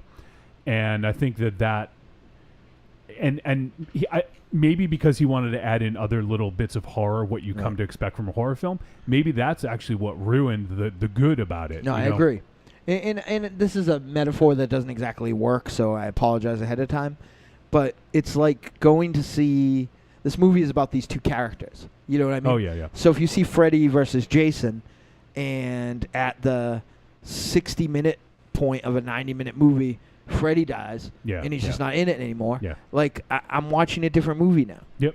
You know what I mean? Yeah. Like I'm watching the first part of the sequel, and I was a little less invested because I felt like... And I also feel like there was kind of a distrust of the audience because I felt like they had to drive home that she was a better, stronger person now by having these like really staged cliche things. Like, I mean, I don't mind that there wasn't a lot of zombies because why fucking would there be a lot of zombies? Sure, yeah. You know what I mean? The Walking Dead. At least not in the desert. Yeah, The Walking Dead fucking drives me amok because they'll be walking through the forest and all of a sudden like 20 zombies will show up. Like, where did they come from? Yeah, like they'll be in heavily populated areas, not. Yeah, you know what I mean? Like this, yeah. So I mean, if you want to know how a zombie apocalypse will really be, by the way, Jonathan Mayberry wrote an incredible book called Zombie CSI. Oh yeah, I think you talked about that. Yeah, before and it's you know, it really breaks down like how the containment and of a zombie outbreak would go, and you know, but and it's why zombie movies work, and I feel like a zombie film doesn't necessarily work because you have to like one way or the other your suspension of disbelief wears out its welcome, right? You either have to have zombies do things that they would have no reason to do, or people do dumb things that they would have no reason to do. You know, in this, I felt like everything worked well until they fell back on the zombie movie. Not to belabor a point, but until they fell back on the zombie movie junk. Yep. And first time Mike is in the chat room now. He says, "Evening family, missed you guys." He says, "Hi Aries and Mars, you're looking and sounding great." Thanks, man. Everyone wants to know what you think of the movie, Aries. That's you. I'm trying to watch it, but everyone keeps on talking. And this is, and by the way, for folks out there, Aries, I don't think Aries even knew he was coming. He was just here, and so we didn't know he was coming, so he didn't know what film we were doing. So no, and I've been trying to watch it and chime in when I can, and the one opportunity I had, everyone spoke over me, so I just backed off again and continued to watch. Bosch says, "Great job breaking down the dynamics, Mars. Great points." Thank you. So I think we should start winding this down a little bit. I want to get to the verdict in a moment. Oh, one other thing I want to talk about, that another annoying character, the Jimmy character from the airfield. Yeah. Oh my fucking God, was that guy annoying? Yeah. The dude with the gun and no shirt. Yeah. The glasses. Yeah. Oh, he looked kind of cool. He was in it. Yeah, he wasn't on stage with Morris Day on the time. True. Yeah, he was that cool. He might have been cool, but he was not on Morris. That's true. He's not Morris Day cool. That's No. right. He's not Raven Shadow dancing with Morris Day in the time. Cool. That's true. There's no condensation there. Do you guys have any other points that we want to discuss before we head to a verdict on this one? Just want to say the guy who plays Smalls, for a character that he's playing, his filmography is rather extensive. Is it really? Yeah, he's almost got like 100 credits. Wow. Acting credits. Yeah, it's ridiculous. I looked him up. I'm like, because normally a role like this would be reserved for someone who's playing their, first, second, third, fourth role. This guy's almost got like 100 credits to his name. I thought he was a really good actor, actually. Well, he was in Grave Encounters. From what I've seen, he's second billing in this movie. Why wouldn't it be for a major role? Granted, I mean, he's behind a lot of makeup, but it's not like a walk-on zombie who's dead in 5 minutes. He's been in 90% of the movie I've seen so far. Yeah. Oh, shit. Look what movie he was in. Vendetta with The Big Show. Oh, and Fat Dean Cain. Yeah, Fat Dean Cain. We watched that, right? Didn't we do Don't that? don't diss on Superman. Thank you, Aries. Thank you. Lois and Clark like a mug. Hey, he's fat. What do you want? No, he's well, Hey, I agree. pot. What? Yeah. What? I just called you pot. Pot. Yeah. Because All you're right. making fun of Kettle. And you're black. Oh, okay. But yeah, I think that this guy obviously, I wouldn't know 100 because he looked young, but I think that this guy would obviously have a lot of roles because he was probably the best actor in the movie. He played a tree in You high school generally play. don't get that overnight. She's very convincing here. Yeah, you. All right, fine. I mean, 20, 30, 40 roles, but almost 100? Did we I don't choose know. movies? I just found that to be pretty interesting. A lot of his roles though are like TV shows, and I don't know how if they were big parts or not. So, all right, A job is a job. Bosch says rape scene was super predictable and contrived, easy way out to give value to the zombie gag. Yep. And he says total trick, cannot recommend. Wow. Let's see. I don't know if total trick's the right word. Well, that's what. If that's what Bosch thinks, that's what he thinks. No, Bosch can do his own thing, man. I respect you. Oh shit! First time Mike says I've seen Morris Day and the Time 3 times and they were always awesome. That's true. Thank you for reiterating. First time Mike, you got to go back and watch the video about an hour ago. Go ahead, ask him how many times he was on stage. Yeah. My first time, Mike. How many times were you on stage with Morris Day and first time Mike. Yeah. All right, well let's head to a verdict. Yeah. Trick or treat, baby. I wonder if people would say you're a trick or a treat. Trick or treat, motherfucker. All right, verdict time. I'm going to let you know whether this flick was a trick or a treat. Now, any final thoughts we may have. Marsman. Treat. MZ? Trick. Raven Shadow. I struggle. No shit. With what, math? Well, what do you got? Basic motor function. English. Yeah, all correct. The internet. The internet. Substances. Technology. All several things. Vices. Ticks. Ticks. Yeah, just fuck you, ticks. Mowing your lawn. Oh, my Lord. I got medical problems, too. Stress tests. He's got a book at home called The Complete Idiot's Guide to Everything. Part of me was thinking, like, this would have been a great, like, Masters of Horror or, like, a short. I agree with you there. Absolutely, yeah. You know what I mean? Like, it kind of reminded me Raven of... Shadow, I'm so proud of you. Thank you. So thank proud you. of you. Like, you know what I thought of? Wasn't there a Tales from the Crypt? And Don't go too far. No, I'm but- that proud of you. Listen, slow it down. Like with the two people chained together, you mean? Yeah. We They- watched that at Jakey's bachelor party. You made fun of, actually. I think. Oh, really? Maybe. That I one? watched around that time. And they also did it with in comics with Trickster and one of the other Flash villains. But it kind of reminded me of that. Like, I think less would have been more. But there were things I liked. I agree with everything that everyone else hated. Definitely cliched nonsense. Can't the military be nice once? Well, it's just, again. Yeah, I know. I get it. I struggle. I would still say, is there one between tepid treat and treat? Is What? there- Sugar-free treat. It's That's why it's not the film for you. 2.5 stars. What the fuck are you trying to say? I'm trying to. I don't know. It's all right. It. Tepid treat. All right. Aries, are you going to see this movie? You know what? I'm curious. Yeah. I've been watching it because you've been playing it. Thank you for that, by the way. You're welcome. It helps me sometimes. Yeah, because you don't see him sometimes. It seems like most of the complaints have been about the ending of the movie, which I have not gotten to yet. But what I've seen, I've enjoyed. Okay. I did like the scene of, it was a wide shot, her walking across the desert, getting pissed off at the zombie trailing behind. That was something I've never really seen in a movie. Why doesn't someone just walk away from the monster when the monster's walking? And this was, it showed it. Someone can just walk away from the monster. No. I really enjoyed that shot. So, it does make me curious as the rest of the movie, but you guys totally kind of shot it down. Shot down the ending, so I'm not going to rush out to see it. All right. Well, this was a tough one for me, too. I was really on that line. I didn't know whether Trick or Treat. There's a lot of things I really dug. So I think what I will do is I'm going to side with the fact that this was made with a lot of proficiency. I'm going to go on that side. So I'm going to go Tepid Treat. And I'm going to say that there was a lot to like here.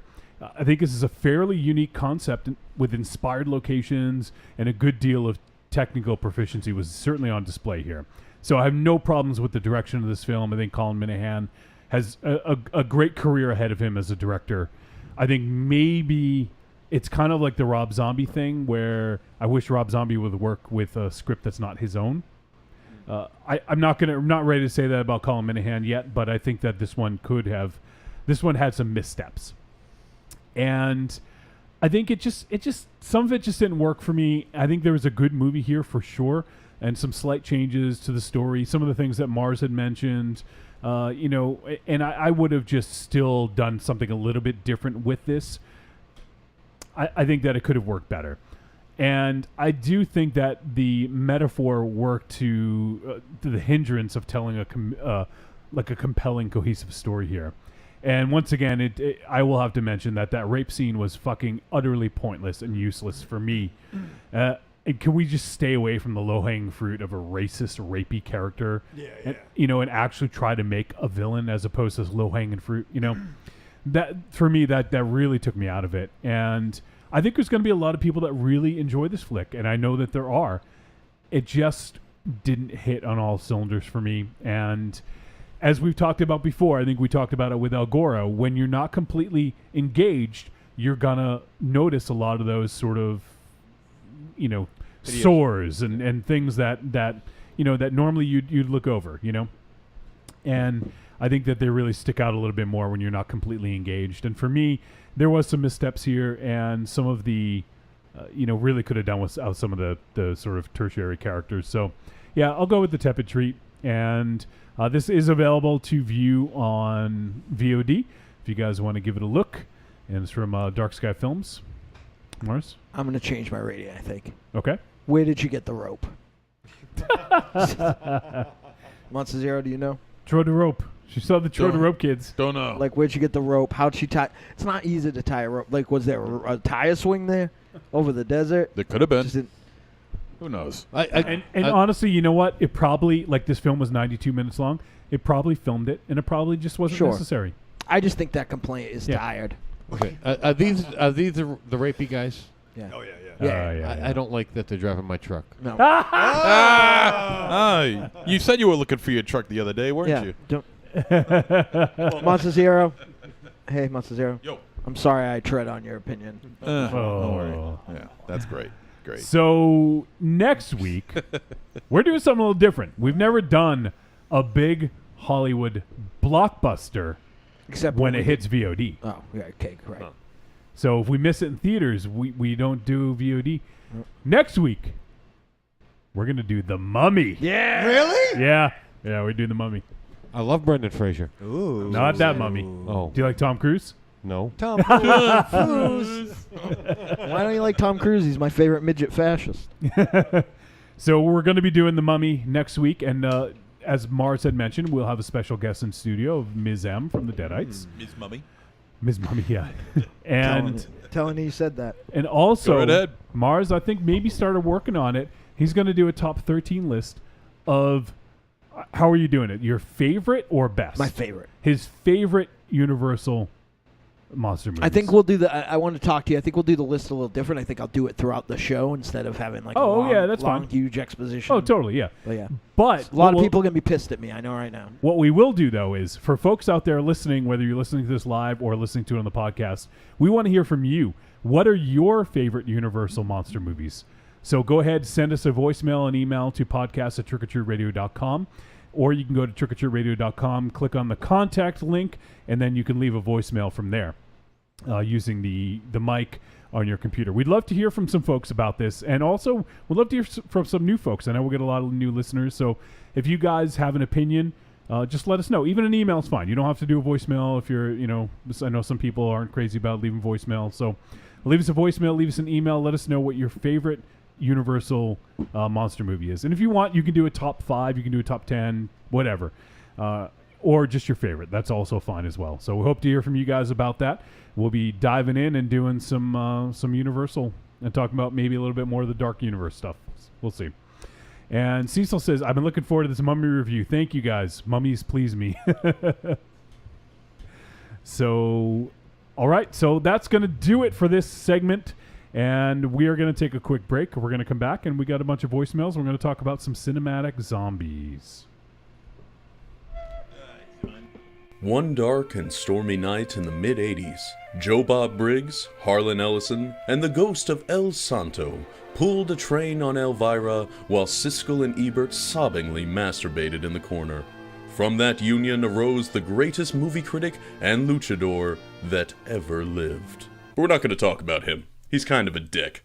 Instead, we're going to talk about me, El Goro, the stuttering movie fan and host of the Talk Without Rhythm podcast. Every week on Talk Without Rhythm, I discuss 2 to 3 movies tangentially tied together by a theme. I cover action. I'm the most complete fighter in the world. Sci-fi. Open the pod bay doors, Hal. I'm sorry, Dave. I'm afraid I can't do that. Horror. Oh, no tears, please. It's a waste of good suffering. And the continuing adventures of James Spader, sexual deviant. You're not worried that I'm going to fuck you, are you? I'm not interested in that, not in the least. Now pull up your skirt. So check me out at tworpodcast.blogspot.com, drunkenzombie.com, or subscribe on iTunes. Talk Without Rhythm, the only podcast that will not attract the world. Adios. This is Matt Kennedy of Astron 6. You might know me as Manborg. You might know me as Father John Sullivan in Father's Day. But what's important right now is that you're listening to Trick or Treat Radio. Hello. This is the Sasquatch, aka Bigfoot, but you can just call me Frank. And when I'm not stomping around the woods throwing rocks at hunters, I like to listen to the Paranormal Punchers podcast. That's right, Paranormal Punchers. They talk about all things paranormal, and they're hilarious. Go find them on iTunes, Stitcher Radio, Google Play, and ParanormalPunchers.com. I can tell you I'm never coming back on this show. Especially now that I did that thing that you just made me do. Which I will be sending you an invoice for.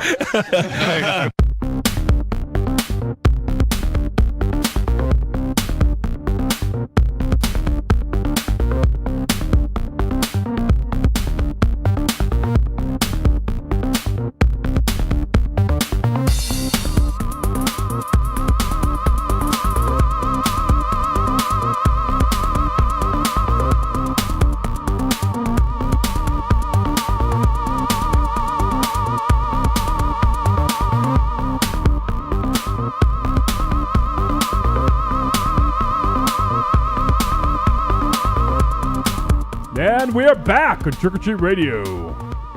Yeah, baby. All right. Bobby. Yeah, Bobby.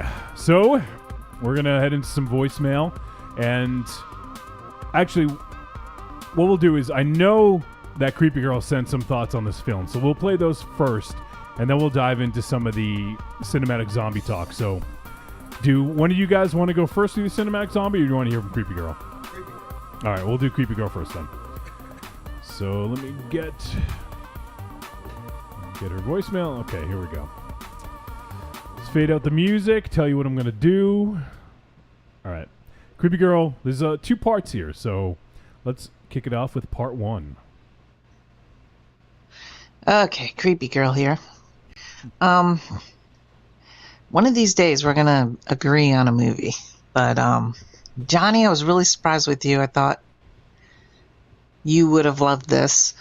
You guys are forgetting one important thing, like one really important thing. And because you're men, you're probably not thinking of this, but she was on her period, okay, in the hot desert.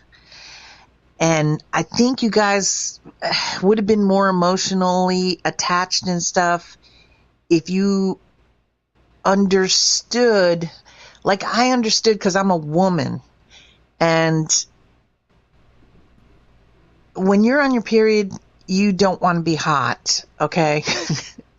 I mean, that's not the whole theme of the movie, but I'm just saying it was a very important factor, because being on your period, you're very, very ridiculously emotional just in a normal day. Not on a day where you're walking across a fucking desert with a zombie chasing you. It's the most emotional time of the month for a woman.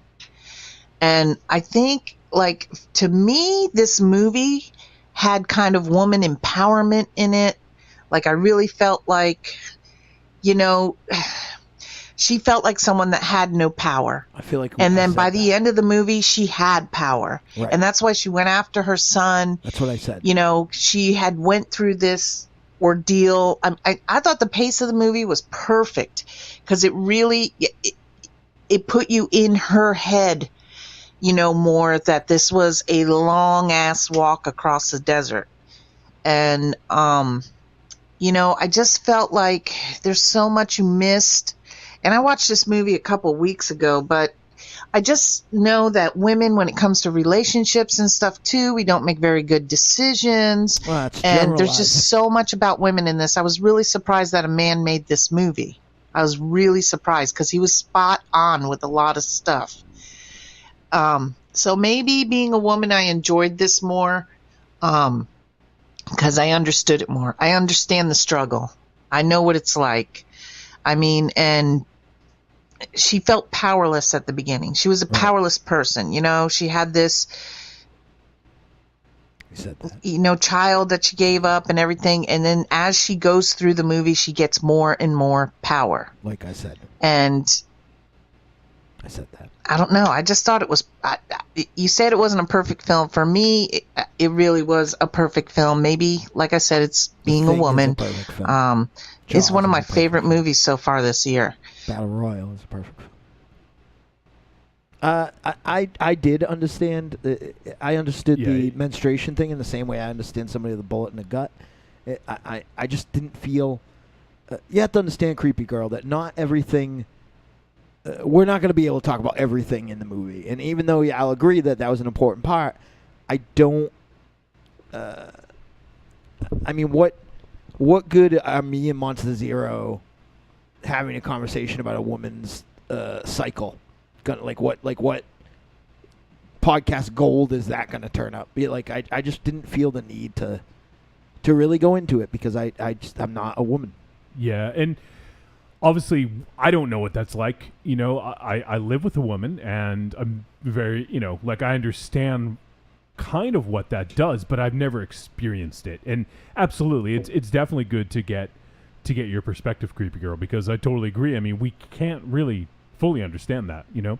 So I will agree with that, but it still, to me, doesn't fix. That's why I didn't really bring it up, because it doesn't solve some of the issues that I had with it. But I do feel like some of the stuff that I felt like you thought we didn't talk about. We did talk about, so maybe we just hadn't talked about it when you sent the voicemail. And that's possible. Yeah, it could have been when she was calling that we actually talked about it. But let's go to part 2 of Creepy Girl's voicemail. Okay, Creepy Girl again. Just had a few more things to say. The other thing was, oh God, I'm trying to think. I've been drinking. That she, he saved her life. Rape is a serious thing, and, he saved her. And I think at that point she felt like she had to save him because he saved her, and maybe nobody ever did anything like that. It's a big deal what he did. It was a big deal what happened. I have a friend that hates rape scenes, and he loves zombie movies, and he watched this, and he said, I liked it, but I didn't like the rape scene. And I said, it was necessary, because this is an insane thing that she befriends this thing who's chasing her. So it had to be an insane thing that he rescued her from, for her to, and again, she was on her period. I mean, it's a hot sun, and, she's not thinking clearly, but as things go on and everything happens, she starts to feel that power, that she can do anything, that she can, that she doesn't have to live her life how she's living it, and that, there's somebody out there that needs her to save, for her to save them, because of what she went through with him. I don't know. I just think, I don't know, being a woman, I think it was a different watch for me, that's all. But I really enjoyed this film. I'm glad you guys didn't hate it, at least. I liked it. But, yeah, that's my side of it. I just wanted to put in my 2 cents. Thank you, love ya. Love you. How come every time there's a new fucking hot horror movie and I don't fucking do a splits in the middle of my review, do people think I don't like it? I liked it. You should eat a banana split. I enjoyed it. I gave it 3.5 stars on Letterboxd. No, see, I think she's confusing the idea of repaying a favor in comparison to just the natural instinct of a zombie. I mean, the zombie went after the guy who was raping her because he was the first one in line. Right. He was the closest one. He was just following. He was following his instinct. It had absolutely nothing to do with the fact that she saved him at one point. But what? No. You have it reversed what she said. She was saying she acted that way because he saved her. So, even though he didn't save her, he just ate somebody because zombies fucking eat people. That's what her twisted interpretation of it was. Yeah. She wasn't like, oh, he just did that because he's a zombie. She felt like, wow, there's somebody out in the world that cares. Yeah. For me. Which is totally not right. Maybe I'm reading too much into what little bit I've seen. But when I was watching this, she was throwing rocks at the zombie. Yeah. Right. And then she had a flashback to the zombie killing her boyfriend or whoever the guy driving the car. And then she stopped. I believe at that point she was already feeling a bond to him for rescuing her from him. Right. Yeah. And sort of... I agree. And she does go through a metamorphosis in this. And it is clear that she was going down this very bad path, and by the end of it, she sort of kind of reverses a little bit and finds what really means something to her, And I think that a lot of this journey, I mean, obviously, probably it wouldn't happen without this journey. She kind of, kind of smartened up, I guess. Yeah. There's also something to be said for the kind of therapeutic aspect that she had somebody to talk it out to that didn't talk back. You know what I mean? She was able to kind of work through her shit. Yep. By herself. Yeah. So, and that's why this is, hopefully, and you never know who's going to listen to this. If Colin Minahan listens, I mean, I don't fucking know, but I hope it's clear that I mean, there's some really fucking cool stuff in this, but definitely. I hope he calls and said Dynamo is fucking smart, and the rest of you guys are dummies. No, I said some good stuff about the addiction thing. Yeah, you did. But this is a tough movie to make. even a seasoned director or writer would have had trouble with this, I think, you know? And he did a very admirable job, but, you know, we all seem to have some issues here and there. There's no point in rehashing them, but this is a compelling movie, and there's a lot of really cool stuff going on in it. So, I mean, kudos to Colin Minihan for I mean, we've had a pretty good discussion about this, you know, and you know, attributed to the movie that he made. So I think that's pretty cool. All right, well, I think we might have a review from our buddy Arkham Josh. So why don't we go there? Maybe. There we go. Hey, Trick or Treat Radio guys. Hey, Josh. It's Josh from the Arkham Film Society here. I did not get a chance to watch this week's film, but I did want to take a moment to call in and say hi.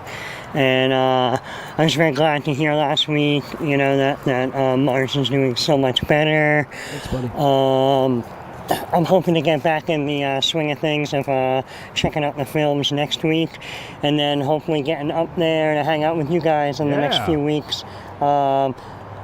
See, Johnny, I'll probably be in touch with you over the next week or so. All right, man. Maybe to see what you guys have planned, scheduling, and whatnot. But it'll definitely happen soon. Cool. I'm kind of adjusting to a new work schedule, which will actually make it a little bit easier for me to go up there and hang out with you guys on a Wednesday night. Awesome. But yeah, overall, just wanted to say hi. Say I hope everything's going well, and say I look forward to getting back there. I know I've been super busy, but you may have noticed I did a bunch of work for Necronomicon. Yeah. And I guess part of my work was I actually got the opportunity to spend a bunch of time hanging out with and entertaining Richard Stanley. Yeah. So Nice. there'll be some interesting stories about that for the show. Nice. And yeah, well, I'll just leave it at that. And you guys all have a good one. And I hope everything's going well. Bye-bye. Awesome, buddy. Thank you so much for the call, man, and the update. I can't wait to get you back in studio, and hopefully things are going well with the new schedule. And that's fucking awesome. I saw you posting about Necronomicon. I was super bummed out that I couldn't make it. I know it happens every other year, so kind of bummed out. But yeah, super cool that I know Dust Devil played and Richard Stanley was there. That's really cool. I can't wait to hear about it. He's a dude that I would love to eventually see if we can get on the show sometime. I believe our own friend Izzy Izzy Lee got to hang out with him. Yeah. Not too long ago. She was also at Necronomicon, but yeah, I think she saw him at Fantasia. Yeah. Yep. So, yeah, super cool. And speaking of Richard Stanley, apparently this is not a done deal, but in the works, I guess he's working on doing Island of Dr. Moreau again. I heard that. Yeah. I don't know if it's still undecided if it's going to be a film or a TV series. He would prefer a TV series. I can't wait to see that fucking documentary about that not going down. How about a musical? I watched Lost in La Mancha today. Yeah. Like, I'm fucking obsessed with, like, fucking movies that didn't go down. That didn't happen, yeah. There's an amazing part in that movie that, like, literally I just, as being, like, you know, knowing the shit that goes down at shows and stuff like that, I just, like, it's my new fear. Like, all their gear was set up, and they're like, oh, we think it's going to rain, but it's going to pass. Next thing you know, a fucking mudslide came and washed all their fucking gear away, and I was like, oh, no. I could just picture our shit floating down Green Street. That was with Johnny Depp, right? He was in some of that? He was supposed to, yeah. He was supposed to be the... He was the second lead. Yeah. At first, I thought that was Devon Dudley. You are a racist. Wow. Yeah, wait, you're a racist against yourself. Yeah. How is that being racist? Because you're saying that all African American ball. You sure it wasn't Vin Rames? No, I'm saying that guy looks like Bill Devon Cosby. Dudley. You're the racist. There's a lot of talk. No, I'm not. Yeah, you are. There's a lot of am I talk. racist? All right, come on. We'll only just sling fucking insults. Jesus. That are Fuck stupid. you. Yeah. There's Fatty McFatster. There's some chatter in Captain the Earhair. You're too fat to wear real pants. Oh, my fucking God. There's some chatter in the chat room about the rape scene. Oh, good. And Bosch says Well, yeah, think about it. Think about that, Melissa. Why does a male zombie have to be the hero? It's always dudes saving women from rape. Kill Bill did it differently, and it was awesome. Kill Bill versus It Stains the Sands Red. Pretty clear choice. Creepy Girl says, I like rape scenes when they're portrayed as a horrible, ugly act. I don't like when it is made light of. Example, I Spit in Your Grave. Oh, I don't think it was made light of. I don't spit on nothing made light of about that. The original one. Are you kidding me? Yeah, original. Yeah. That's one of the most fucking. Jeez. Although it's actually kind of silly to watch it nowadays. I just watched it pretty recently. I don't think it. I think it's fucking. It holds up. Yeah, I think it's super impactful. Like the fucking bottle scene. Oh yeah. Like, oh my fuck. Yeah. In the my God, the fucking stark contrast that it's shot against that beautiful backdrop. Yeah, and fucking, yeah, it's crazy. Like it's that movie is a fucking masterpiece. First Time Mike says Dust Devil is an underrated film. Cecil says Richard Stanley for the win. And Creepy Girl says they actually side with the rapist at some point and act like she deserved it in the original. I disagree. You wouldn't understand. The remake, awesome. They showed the rapist as total scum. I did like the remake. And show how much it damaged her. Yeah, the remake was actually pretty decent. I think that the kind of overall point that you're misunderstanding there is that they, in the backdrop of when it was made in that part of the 70s, is that violence begets violence, and they weren't like the point was that she kind of became as bad as them. Where I think the remake failed is that it became a pretty typical rape revenge film, and it turned into like Death Wish or something like that, where it was like kind of clear cut. I think the ambiguity. I think the darkness of her actions in the original. Thank you. In the original, made it unique. Like I hate rape revenge films that are just like Death Wish, because I feel like they're just using the rape as a salacious thing to get to like point B. Like I think I Spit on Your Grave. I disagree totally. I don't think they made the rapist look good. But they also didn't make her seem heroic and good, which isn't the arc that was desired. They weren't trying to make her. That wasn't her superhero origin. Right. That was her push so far. She became a monster as well. That was like monsters creating monsters, violence begetting violence. It wasn't her. It wasn't them glorifying the rapist and making it seem like she was better. It was. She became a monster as well, like her horrible circumstance. There was a commentary on violence begetting violence, and the kind of nurture versus nature thing that, is a real thing. Like people sometimes, bullies usually turn into bullies. Monsters, bullied people usually turn into bullies a lot of times, and monsters turn into, sometimes create monsters. Well, I think it goes by just a simple credo of an eye for an eye. Well, I think that's what it wasn't, though. I think that's what Thriller was. They call her One Eye. Yeah. But I think that although that movie has its merits, I feel like that movie, all the rape and terrible things, were to just get to the other salacious stuff. Like I think I Spit on Your Grave was more of a commentary on she became a monster too. She became bad as well. She was pushed to be. She took glee in what she did. It wasn't like, that she was just out for revenge. That it was kind of like an eye for an eye or a totalitarian thing. She, by the time she was using her sexual laurels to lure some of these people in, she had become a predator as well. She wasn't, it's not a movie, but it's not just a movie about. Like, I don't know. I feel like this is one Melissa didn't. Yeah, but get. But she was created that. She was created that way. She turned that way. Right. The rapists, on the other hand, were probably raised that way. That's probably, for all we know. Right. I'm guessing. I think you're agreeing with me. I'm guessing.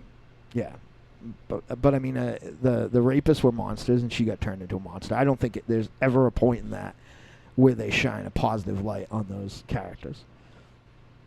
And I think that, I don't know, the remake is pretty good, all things considered, if you're into just Death Witch torture porn. But it, it just turned into like a typical rape revenge film. Like there wasn't anything unique about it. And I Spit on Your Grave is unique in the fact that it just shines kind of an unflinching eye on this scene. It doesn't really cast a positive judgment on either side's bad actions. All right. Well, let's go on to some cinematic zombie talk. Does anyone have one that they want to discuss first off? MZ, how about you? I know you like who's my favorite zombie? Favorite cinematic zombie. As far as doesn't have to be a character specific, or looks or it doesn't have to be a specific named one. It can be like just I like the third zombie in this movie. Okay. Or whatever, Well, when I think of zombies that I really like, I'm gonna go. Surprisingly, I'm gonna go with something quite recent. And I really enjoy the overall look of the butcher zombie in Land of the Dead with the meat cleaver. The butcher zombie. The butcher zombie. He's got the meat cleaver. He's the one who's hacking through the door. Yeah, he's hacking through the door with his meat cleaver, and a zombie starts swinging past the hole because it's hung up by its neck or its legs or whatever. Ooh. Yeah, the butcher zombie. He's just got a really awesome look to him, and particularly the scene where he's coming out of the water and heading towards Fiddler's Green. Oh yeah. Just the way he looks, it's just absolutely phenomenal. I can't get the vision out of my head. He just looks so fucking good. But I haven't seen that movie in a few years, so I'll have to rewatch it again soon. Well, I was reminded of it. I would think Big Daddy. I actually like Big Daddy in that. I like Big Daddy. Okay, you know. That's not my pick. I'm just saying, For me, it's always been two. There's been Bub. Oh, of who's course, like, yeah. And then the Tar Man. Like, I think the Tar Man is probably the best and scariest looking zombie ever. Yeah, there you go. So, Bub and the Tar Man? Yeah. For me, I was going to pick Bub, and I know it's a fucking no-brainer, but for me, I don't remember the first time I saw Dawn of the Dead, but I'm sorry, Day of the Dead. But when I saw that, it just really it made me think about zombies differently than I had prior, And I saw it, I guess, pretty early on, so I didn't, and there wasn't this zombie fatigue that we have now. But at that time, that was a different direction to take the zombie, and kind of showing how you can sort of regain motor skills and maybe has some memories. That scene with the gun, right? It's fucking classic. In Day? Yeah. So I mean that's mine. It's a no-brainer. I'm sure a lot of other people would have thought of that first, but that's the one I got to go with. And Mars, obviously, Bub and the Tar Man. The Tar Man is obviously just as iconic, I think, as Bub or any of the others. So, Raven Shadow, do you have? Yeah. All right. Was it Mindy Clark from Return of the Living Dead 3? Oh yeah. The one, yeah. The girl who's she's a bad girl. She had to do the piercings. Yeah. To stop the zombie infection. I liked her. All right. She was hot. Do you need some alone time? Yeah. No, I mean with help. I liked her, man. She was sexy. Piercings, 90s. He'll come back. His shirt will look like a summer sky. Is that cumulus? No, it's cumulus. Julie Meow Meow says, "Oh, Guitar Man creeps me out so much." Guitar Man is awesome. Yeah. I think he's the first zombie who said brains. You could be right. I mean, I know that in that movie is where they get that conceit, but I can't Sure. remember if any other. Yeah, if any other said it. Yeah, I don't recall. Also, the zombie, and I think these are the best looking zombies in any zombie film, and that's saying a lot. But the makeup here is so simplistic, and it's so great. What the hell? It's a tremendous great movie. film. Yeah, tremendous. I love it. 5 stars. What the fuck's it called? Hold on. The tire scene was incredible. On. Burial Ground. No. Burial Burial Ground. Ground, Yes. Christ I saw sake. it. And what do you call those Burial things? The Ground. theaters. Bosch says, "Do you think Tar Man smokes as much as Raven Shadow?" He's become the new Tarman. All right, Aries, do you have one? I got two. Okay. One for sheer sexiness. Return of the Living Dead, the punk rock girl. Linnea I Quigley. forget. Trash. I forget the actress's name, but Soon to be at Rock and Shock this year. Yeah. yeah, her coming out of the cemetery. Yeah. Yep. Okay. Aries And- likes girls with no vagina. and He is an ass man, I heard. Keep on saying for some reason, the scene in Dawn of the Dead remake. Are you going to say what I'm saying? I don't know. Let's see. Okay. When early in the movie, woman running down the road or driving, excuse me, zombie chasing her and just peels off. Yes, and yes. Tackles some guy watering his lawn. Yeah, I know exactly which scene you're talking about. I is- always did like that scene. I love that scene. That's a great scene. I know exactly what you're talking about. You know, I've, it's, throw away zombie, but beautiful scene. Yeah, that scene is always stuck in my head. I know See, exactly what you're Taking it back to the remake. Sorry, Johnny. Ving Rhames' friend from across the way. They're trying to get out. He ran the Gun shop owner. The Shop guy, gun shop yeah. owner. When they were doing the back and forth Yeah. with the signs, and then shit ran amok, and he turned, and they found, and he smeared the fucking dry erase board with blood. And that was just like, oh shit, the dude's fucking gone. You know what I mean? Like that was. I like that dude. He had a ponytail. Bosch just brought up one. I was actually going to mention two more. Bosch just brought up one of them. He says best zombie is the one that fights a shark underneath, underwater in zombie. it's a great one.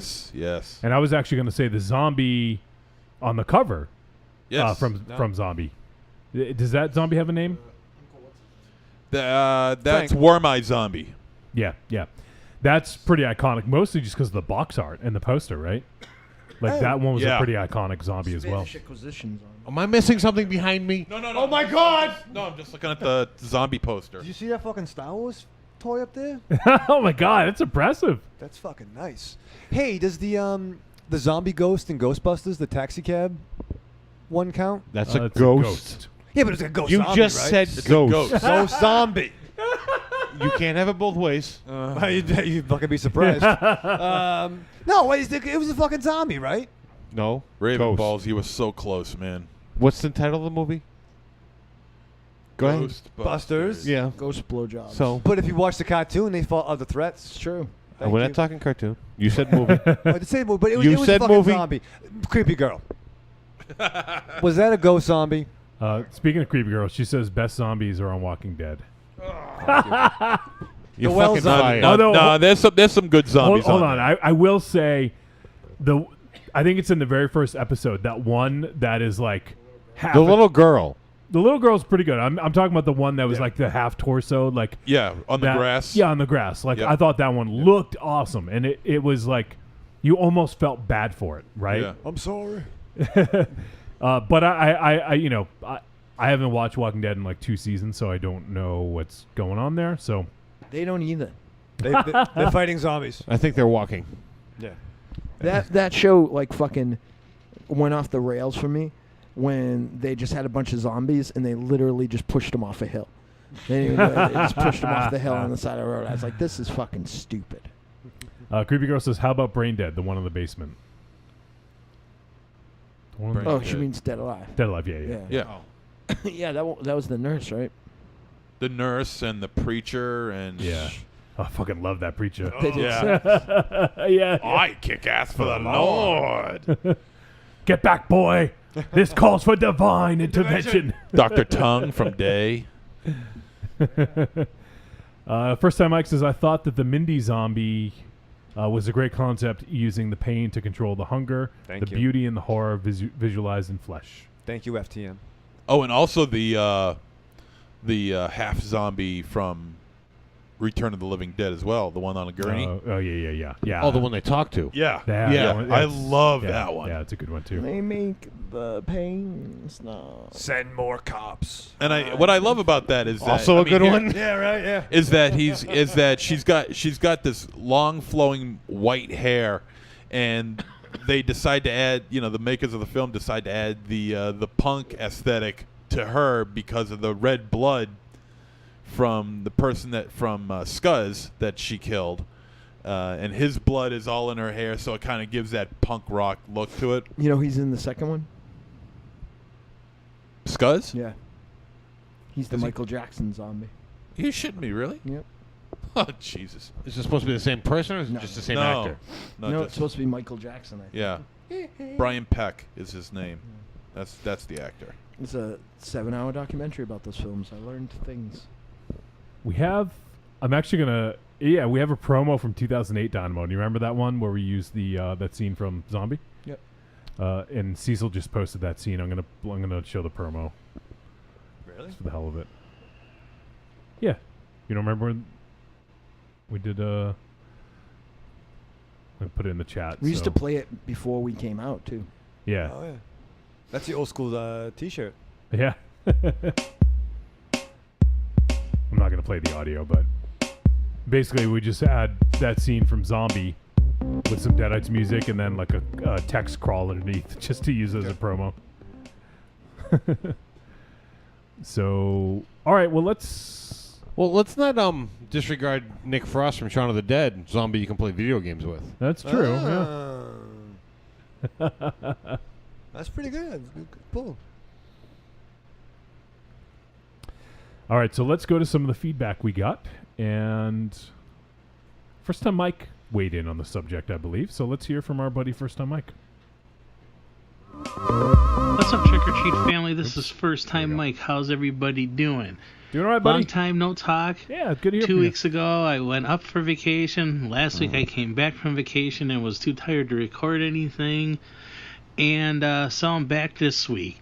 And no, there will be no singing of any sort. I saw the call for your opinions on your favorite cinematic zombies.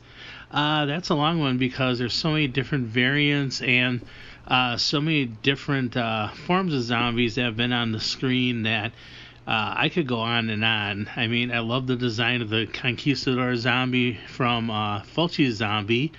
That's a great look.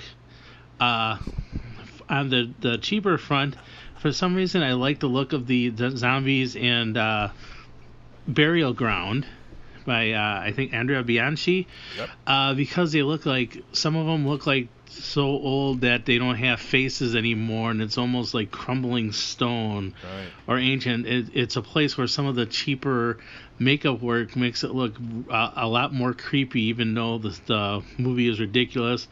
And of course, 3 words: Zombie Peter Bark. Yeah.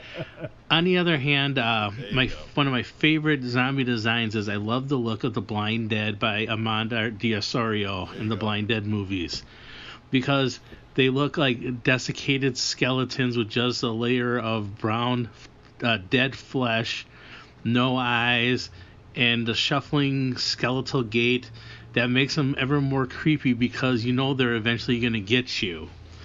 And the fact that they also have skeletal horses in several of the movies just makes them more awesome. They don't make a sound, but there's something sinister about their shuffling where eventually when they catch you and you just see the blood dripping, you know what's going on.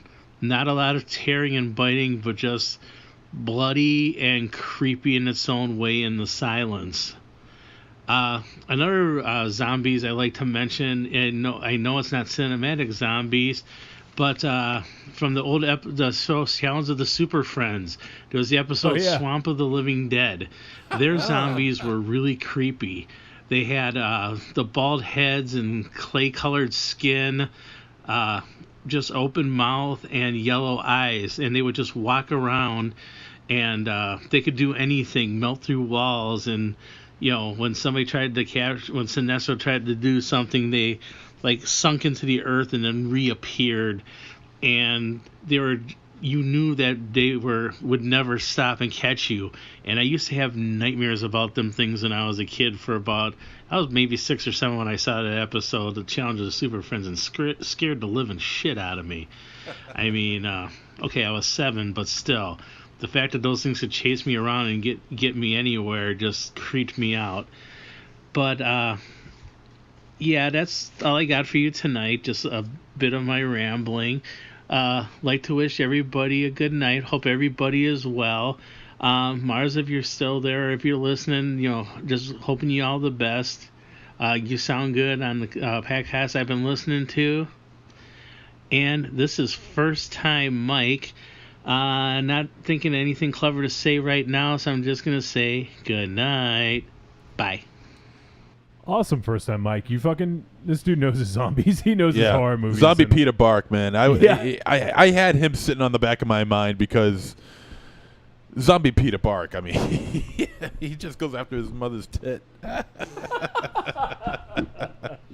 Yeah. Mariangela Giordano. Thanks, oh, Mike. my God. Do you have some issues you need to work out? Does he? Just a few. More than Batman and Spider-Man combined. Yeah. So during that voicemail, our good buddy Raven J had sent a nice little sketch that he did. So I'm going to push this live here. It's of Raven Shadow as the Tar Man with I get what's her Mindy Clark, Mindy right? Clark. Yeah, from Return. Yeah, and he's saying my kind of bitch. There you go. I won't be as crass. I think she's a nice lady, but she's a dirty girl. You make a good Tar Man. Yeah. Thank you. If there's ever a remake, put my hat in the ring. Yep. Tar lungs. So awesome, Raven J. It's good to hear from you too, Yeah, man. man. Yeah, where have you been, dude? Happy late birthday. Don't lay off, man. People got shit to do. Yeah. Unlike you. Let's listen to you all of a sudden. People got shit to do. Where the fuck were you last night? Yeah, but you said it, though. And you also said you were going to come. Yeah. I said I might be able to come. Because you were busy doing nothing? You didn't come? Oh, I came. He was too busy coming in the kitchen. Yeah, that's right. You need to just tell your girlfriend you have your own mind and you can do whatever you want. Yeah, you're a big boy now. No, I'm not. Oh, Creepy Girl just posted the one that she meant. From, from Dead Alive. Oh, her, yeah. Fucking baby. The baby zombie. Yeah. The baby zombie is awesome. Yeah. Oh, shit. First time Mike just called you the Lung Tar Man. Thank you. Thank you. All right, let's. We got an anonymous voicemail. Uh-oh. Ooh, let's hear from anonymous. Hey, Trick or Treat Radio. This is Coldface. Hey guys, how you doing? This is Carlos, not Coldface. Hey. Haven't actually seen that yet, so I don't think he really sounds like gold dust. But That's awesome. Anyway, how you guys doing? Good, man. How's Mars doing? From the looks of things, he seems to be doing great. So happy for you. I'm glad Still that got a you hole in are, my neck here. It's pretty gross. see that you are beating it. Whoa, I am like cancer. crazy. I mean, not it, but. No, he's beating you know it what I too. mean. Yeah, both. As soon as It's that not ability already came back, I was on it. Beaten cancer. That's what I'm trying to say. Sorry. Cancer's I his dick. ate a banana with my fingers, breaking it off, popping in my mouth. So Banana fingers. I just had to pause it. What did you say? Mars, do you call your dick Cancer? No. You nickname it Cancer? I'm gonna go beat Cancer again.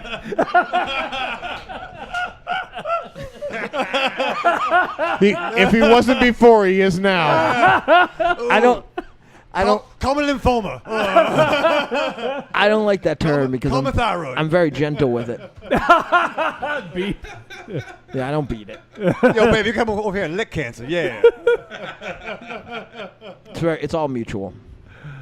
All right, well, let's go back to Carlos. It's all consensual and yes. feel a little weird. Did that last week and had trouble trying to send you a message, but anyway, that's neither here or there. But anyway, one thing I want to mention, Mars asked a question about on Cult to Muscle about what athletes or boxers or something like that would you like to see in an action film? And he was mentioning Sugar Ray Leonard and then whoever else, and then Jake gave his answer of Marvelous Marvin Hagler. Yeah, local boy. And that actually immediately came to mind is that Marvin Hagler actually did do a couple of films. Oh. Called Indio and Indio 1. Now, I just excuse me, I just posted this on the Cult of Muscle group. So, and there is a full movie on YouTube. I haven't seen it yet. I'm not sure on the quality. I only seen an Italian trailer of the film, which is what the film looks like to be an Italian production. So yeah. So he did do a couple of movies. It's the only movies he done, and so you might find that interesting. As far as everything else, a little behind on the films you've been viewing, but I did see Karate Kill, which was pretty freaking awesome. Oh, nice. Hayate is a really badass martial artist. I think he could represent Japan as the premier action hero. Yeah. If he continues this path. What else did I see? Shoot, Free Fire, of course, which I posted on the group. Yeah. Trick or Treat group. And that was awesome. Lots of crawling around on the ground in that movie. Yes. That's crazy. But anyway, I only got 3 minutes here, and I got to clock in back to work. Okay, well, I'll see you guys later. All right, have a good one. Bye. Awesome, Carlos. Thanks, buddy. Is he calling from a payphone on the side of the highway? You should hear my Cult of Muscle emails. I do on the porch. There's birds, there's trains. At least, I appreciate anyone who take the time to call. I don't care. I don't care. Well, no, I appreciate him calling in, but it's side of the highway. Jesus. Well, maybe that's where he works. Maybe he works on the highway. Will you take me for a ride on your bike? You want to ride, bitch? So he can leave a voicemail. Wrap your arms around his gut. Wow! Wow! You really have a weird, distorted view of things. Yes, I do. Thank you very much. No gut. Look, if you just want to kiss him, go kiss him. You better go back. You don't have to butter his ass. Butter his ass. Why don't you roll out of the way? He's still the god of war. Yeah. He might be America's sweetheart, but America's kind of turned heel though. So I don't think you want that. Oh shit! Julie says calling from a payphone in 1977 New York City. Speaking of Julie Meow Meows, do you guys want to hear from Julie? Sure, why not?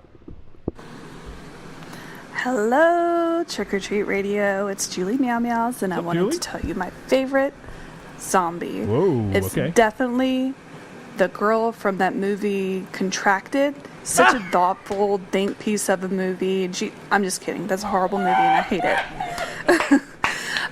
Actually, I'm going to have another controversial suggestion and say Jason Voorhees is my favorite zombie. Oh. I mean, there's really nothing about him that says that he isn't a zombie, and it's true. He basically acts like a Romero zombie.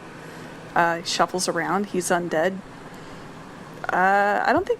Has anybody ever cut his head off? I'm not sure. But he keeps coming back to life. Anyway, that's all I have. Oh, I really like the Bill Murray zombie, too, in Zombieland. I know he's not really a zombie, but I really like him in that. Anyway, I'll talk to you guys later. Bye. Good pull. Interesting. I think the one thing that would shoot that down is him taking the machete to the head. She can say whatever she wants. Unless it's the Contracted Zombie's her favorite one, Mars, right? You almost had a fucking heart attack. No, she can say that. You were like... Actually, technically, Jason Voorhees is a demon. He's a worm that flew into Ricky Schroeder's stepmom's vagina, and then she turned into Jason. There's nothing about that zombie. Well, what do you guys think about that? One era of him, I think. Yeah. It's an interesting theory. Yeah. I've heard people refer to Part 6 Jason as a zombie before, so this is nothing new. Well, I mean, she's not fucking, breaking the I code know, or, but it's nothing new. I think I think maybe from 6 on he could be a zombie. Yeah, because I mean, he was always I mean, it's not that the guy died in the previous films. He didn't. He just survived. He just survived a good beating, and he was just out of commission for a while. But at some point, he definitely turned into a fucking demon. Yeah, there's other, as Ravenchild would say, machinations. He got blown up, and then turned into a worm. Yeah, Part 9. And then went into Ricky Shorter's stepmom's vagina. How many times did I have to go through this? And she turned into Jason, complete in a jumpsuit, in a mask. Which one was that? Well, yeah, what you Jason Part X. 9. Jason Goes to Hell. Part 9. Oh, it's Jason Jason Goes to Hell. Sorry, not X. Yeah. The final Friday. The supposedly final Friday. Yeah, I think I missed that one. It's the best one because the worm Goes because into you- Ricky Shorter's mother's stepmom's vagina. Stepmom. Stepmom, excuse me. Otherwise, it'd be creepy. AKA Wilma. Yeah. Wilma from Buck Rogers. Julie, That's her name, she kind of shoots down her own theory a little bit and says he doesn't eat people. That's the big thing. I was gonna say that he didn't eat people, and he, uses his thumbs. Or does he? Dun dun dun. I was thinking about that too. Yeah, where'd all those people go? Yeah. That's right. That's why the camp is open the following year. First time Mike says, well, he did seem to be revived by the lightning. Yeah. Well, you can't live on Slim Jims forever. Yeah, you can. Well, that's true. But I'm not a zombie. Maybe he tried to look like. Or are you? Maybe he tried to eat people but couldn't figure out how to do it with the mask on. Yeah. He's definitely a demon. All right. There you have it. He's definitely a demon. Jason Voorhees is my boy. He's a demon. By the way, did any of you guys watch that short for Damon Runner? The Demon Runner? No, not yet. It was directed by the dudes who did Wormwood. Did you see that, MZ? I Really? posted a short from those dudes. Looks fucking great. I must have missed that. When did you do this? I think yesterday. I'll take a look at it. I'll go search it out. You guys' participation on the fib is staggering. Yeah. MZ is posting stuff that other people posted hours before him usually. So Prince is dead. What are you talking about? What are you I heard talking David about? Bowie passed away. Whoa. Time out, douchebags. What are you talking about? You always post things that other Like people... what? The thing, the most recent egregious one was Cecil posted something about shit. What was it now? What was the? Do you guys remember? I do kind of remember. It was. Let me see. Hold on. Yeah, because I even tagged you in it. It was like, hey, look what Cecil beat you in the punch. Trick or treat radio. Trick or treat radio. Trick or treat radio. Yeah, that's it. Are we talking about That's the us. Facebook? Yeah. Yeah, but I'm not getting anything. You're not getting anything. Yeah, we know that. Hold on. Posts. Trick or treat radio. Trick or treat radio. Yeah, we all know. Yeah, we know it's fucking Trick or Treat Radio. Jesus Christ. Hey, calm down, Arsenio. Arsenio? Bravo Right, on is the it under timely reference. Yeah, I know. No one fucking knows. Way to go, Sally Jesse. What is that? No, down. What is what? No, down. I'm going down. I heard you started dating. No, this, where was that? Okay, up. Then go up. Oh my god. Oh my Slower. That. No. Yeah, a little more. Less teeth. Right here? No. I'm seeing. No. Up. Oh. That. Oh, that's the movie we watched last week. Yeah. Goldface. Really? Yeah. What is it? The best movie ever. Tell me. Goldface. Goldface, the Fantastic Superman. It's on YouTube. It's an Italian attempt at making a Santo film. I don't care what it is. It's fucking excellent, right? Goldface. The Fantastic Superman. The Fantastic Superman. Yeah. Oh, I know. I know what it is. It was the Nosferatu news that you posted that Anya Taylor-Joy was teaming up with Eggers. 1967. I didn't see it. Cecil scooped you like an hour prior. I didn't see it. Clearly not. We Clearly landed on the not. moon. I know. I'm a terrible, horrible, awful human being. The right? poor Hindenburg. Yeah. Who was that? Huh? I'm looking at your phone. Who was that? Who was what? That? It's probably some porn star. Is that Taylor Swift? No, right there. Up, down, up, This? left, right, BA, select, start. What the fuck? Yeah, that one. We doing the fucking Betty contra destroyed code it. here? This is from Chris McGibbon. He. I don't posted care something. who posted it. I want to know who it is. I don't know who that is. Jesus Christ, this is fucking compelling. I know, All right? It's a conversation with the Kissingers. This is fucking outstanding. Let's hear from Carlos again. Thank you. Is it the same thing? Hey, Trick or Treat Radio, it's Carlos again. Just want to apologize for that awkward exit. I'm just not as smooth as Joshua Libre. No one is. I'll let that guy represent California for the Trick or Treat community. And he's back That on the guy's highway. cool as a cucumber. Anyway, just wanna know if you guys destroyed any monsters during the total solar eclipse, because that's usually what happens when there's a total solar eclipse. Someone's evil, the monsters come out, and yeah, and there's monsters that need to be destroyed, you know. Then there's just morons who look up in the sky with no eye protection at all, but, like you some know, dummies. just saying. Anyway, I just wanted to mention one last movie for my last message. Another movie I watched. One that's a bit nostalgic to me. A movie called Demon Warp. Starring, or kinda starring, George Kennedy. This is a movie I saw back in the late 80s, early 90s, back when the USA Channel had a show called Saturday Nightmares, I believe. Or Saturday Night Nightmares. And it used to kind of scare me as a kid, so then I saw a chance to buy it from a vendor over in this arcade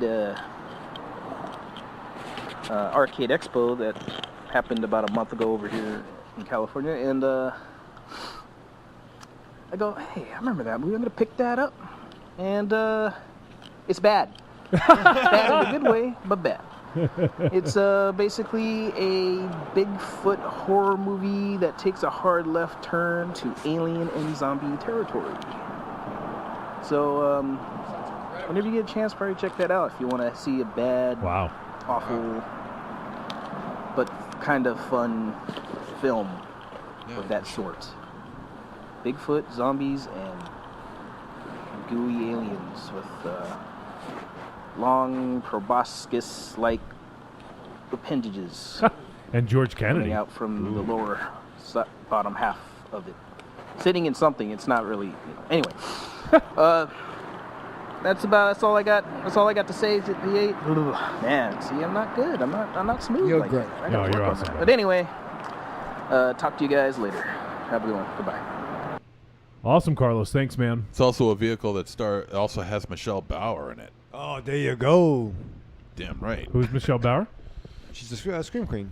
Scream Queen. She was a porn star / Scream Queen. She's in. Oh, great. She was in Gingerbread Man 2. She's also in. And what vehicle were they driving? Very funny. Evil Tunes, I think, maybe. Well, she's in Sorority Girls at the Slimeball Ball around. Oh, yeah. Old Uncle Impy. She was in Bimbo Penitentiary. There you go. Now, see, that's quality entertainment right there. Oh, Puppet Master 3, Toulon's Revenge. Yes. Toulon Rouge.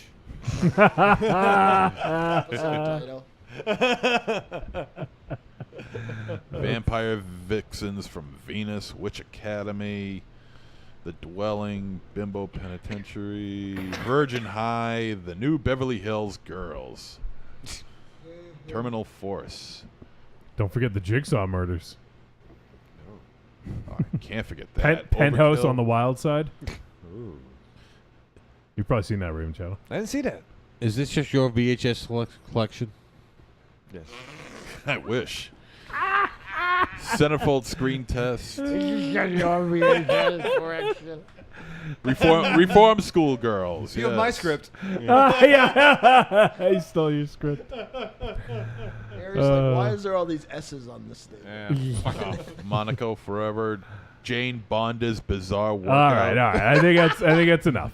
Was it Jane Bonda? Jane Bonda. Real quick, I meant to mention at the beginning, I've been having weird dreams, and the weirdest is a very vivid dream about Kenny Omega having a wrestling match with Dusty Rhodes. That's not as weird as it could have been. That's pretty weird. Yeah, they could not be wrestling. He was Kenny was trying hard to like work the elbow, like block the bionic elbow. And then when he finally got hit with it, he sold it like his fucking the shotgun. All right, and in the chat room, it looks like Bosch says Jason Voorhees was a deformed, mentally retarded child.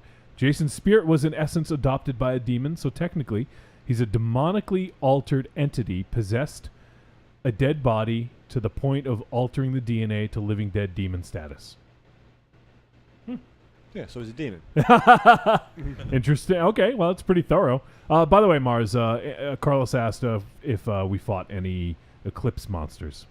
If I admit to that, I'll get in trouble because I'm supposed to be on bed rest. Oh, that's true. Maybe we'll write it down and ask Miss Matrix. And Tiny went down south to fight monsters. Oh, yeah, he did, yeah. Well, we'll have to find out what he encountered. I didn't encounter any monsters, but I tried on some Eclipse glasses. Not as high tech as I thought when they were. They were basically 3D glasses. Right? Yeah, like I kind of picture something like Tony Stark would wear. Like I don't really feel safe wearing. I feel like I'm going to go see Jaws 4. I chewed some Eclipse gum and looked up into the sky, and it didn't really work out that well. Julie asks, has anyone played the new Friday the 13th game yet? Julie, I own it, and I have not played it. What a fucking dummy I am. No, I just haven't had time. I did get it, though, and I'm looking forward to it. And Bosch also says he's looking forward to it. And Julie says, we need Trick or Treat Radio Group to play it. Yeah. I would... Sorry, go ahead, Mars. Yeah. No, in honor of that, I've been killing fucking everybody in Mortal Kombat as Jason Voorhees. There you go. I think it would be hella fun to do a live stream of us playing that. I don't know how we can make that work, but I think that would be a lot of fun. So maybe that's something we could do down the road. Is that available on the PS2? No, PS4. Damn it. First time Mike says Michelle Bauer is a classy lady all around. And Cecil says Demon Warp is fun. And Cecil thinks that Puppet Master 3 is the best Puppet Master for sure. That is very true. Yeah, I have to agree. And Cecil, Bosch would like to play the Friday the 13th game with everyone as well. And first time Mike says Hollywood Chainsaw Hookers. There you go with Gunnar Hansen. Gunnar Yeah. Hansen, Michelle Bauer, Linnea Quigley. All right. I think this is our last voicemail. I'll double check on that in a moment. But it is from our boy Cecil. Nice. Hello, Trick or Treat Radio. It's Cecil. I just wanted to give you guys some feedback on my favorite cinematic zombies. Since Yeah. y'all are talking zombies. I'm reminded of like a group of filmmakers, of course. So the first is Romero. And I think what Romero's strength was when they would transform from human to zombie. He did that really well, and it affected everybody great. Yeah. And starting with the little girl in Night of the Living Dead, it was truly shocking when people would transform into zombies. Yeah, definitely. Yeah, and they kept that going in all the other movies. Dawn of the Dead. And then Day of the Dead, I think the king of the Romero zombies is Bub, the most human zombie. And the second American director is Dan O'Bannon, who is responsible for such great visual design, and especially with the Tar Man. I think the Tar Man in Return of the Living Dead is like probably the best visually looking zombie ever. And then Fulci Zombies with Zombie 2, 1979. He changes the whole what I thought of zombies, what they're supposed to look like. They looked so decayed and decrepit and gross. And you're like, well, that's what a zombie would look like. That's what From Out of the Ground would look like. And The Beyond is a great, he does that well. And whenever he does a zombie, it's pretty dang good. Yeah. And then the most mysterious atmospheric zombies are from The Tombs of the Blind Dead by Armando D'Osario. Those are just like weird in their own right, dark. You don't really know, like they're mysterious. So I like the atmosphere of The Blind Dead. And then comedy-wise, I got to go with Shaun of the Dead and Cemetery Man. Oh yeah. And I know Tarantino wouldn't qualify 28 Days Later because they're infected people. But my favorite infected people movie would be 28 Days Later. So yeah, those are like the zombies I go to. I can't choose between those. They're all different to me and cool. And yeah, I like how zombies could come from so many different sources. Voodoo or a comet passing or whatever. Just shit happens and then, zombies. That's always fun. All right, well, peace out. Bye. Awesome, Cecil. Some fucking great knowledge there. He's dropping the science. And awesome. Cecil sounds so fucking good, right? Yeah, he's good. Guys, you should definitely get your own podcast, Cecil. You get a podcast. Yeah. But no, I appreciate the feedback, man. And he also posted on the thread about this and said, I sent my favorites in, but forgot about this one from Father's Day and Creepshow. Excellent zombie. Yes. Yeah, I agree. That one looks so good, Cool too. looking zombie. Yeah, definitely. Julie Meow Meow says, I still need to watch the Blind Dead series. And Bosch is dropping that zombie knowledge, Cecil. And Cecil says, they are really great films, the Blind Dead series. Yeah, you got to catch those. They're pretty good. They're all on Shudder right now, or a lot of them anyway. Are they? Yeah. Oh, shit. Carlos piped in real quick and says, yes, about the Friday the 13th game. Okay, got to get back to work. He's got a lot of breaks. Yeah, or a lot of work. I don't know. Yeah. He's union. Oh, yeah. And Julie Meow Meows asks, what do you get when you cross a zombie with an elephant? Oh, boy. Forgetful zombie. I don't know. Zumbo. And on that note, that's pretty funny. Don't be mean to Julie. Yeah, I'm slow not it being down. mean to Julie. She likes Blue Beetle. Yeah. Oh, for Christ's sake. That was like a The complete bois- dad joke. The Bwahaha Eric. Yeah. Eric. All right. We did get a tweet from our boy, Riku. Your tweets. Oh, you want to do that? No. Okay. I wanna go home. It's just Gotta one go. tweet. Riku says, Dr. Hill from Reanimator. Get a job in the sideshow. That's a fucking great one, right? Nobody mentioned that. MZ, you seem perplexed. What's Reanimator? What's Reanimator? I'm a bit more perplexed now. Oh, that was you. No. I'm just trying to. There was always that I don't want to drag this out, but there was always this long-standing argument as to whether or not they're actually zombies or not.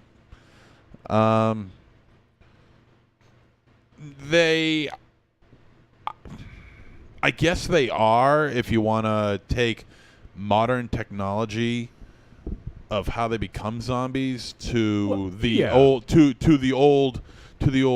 voodoo style on how zombies attack their victims. So I guess you could say they're zombies. Sure.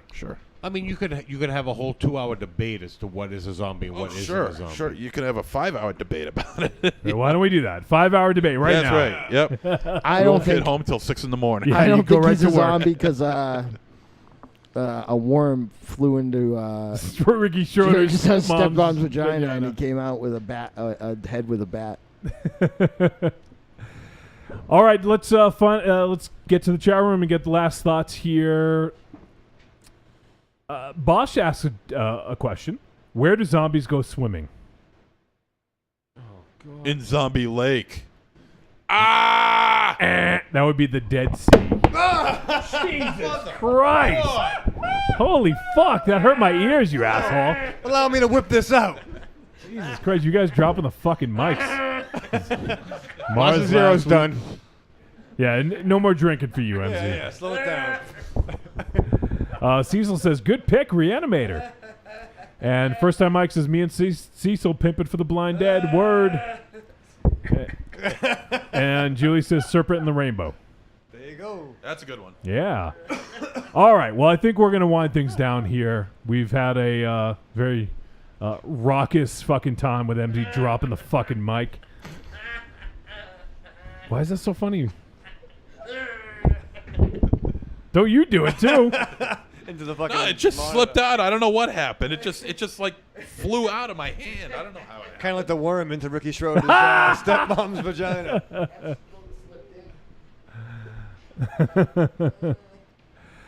All right, MZ. Well, actually, so next week, let me just review real quick. We're going to talk about The Mummy. We want to hear from you. We want to find out what your favorite Universal monster movie is. If you want to do a list, feel free to do some rankings of them. If you can, keep it brief-ish. We'd appreciate. But we'd love to hear from you guys about that. Podcast at trickortreatradio.com. Tweet us at the Deadites.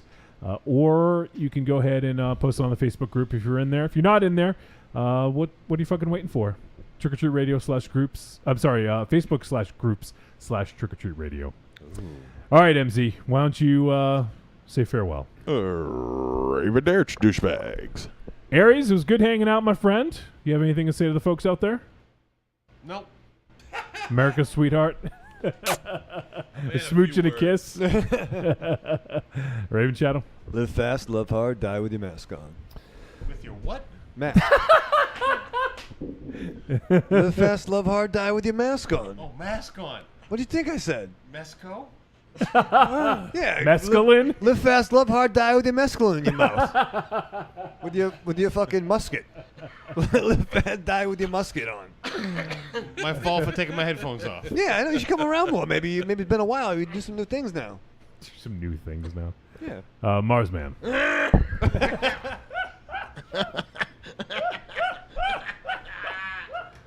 Remember, Chester, where we got. Where you go, there you are.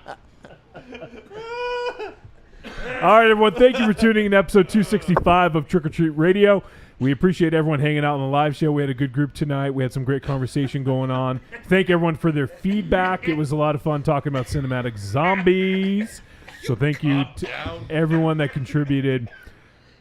Jesus Christ, I can't even get through this shit. Well, he's probably really having a hard time. He didn't have fucking surgery. Just saying. Pez are gonna stop flying out. Somebody help him. He did name his penis Cancer. Yeah.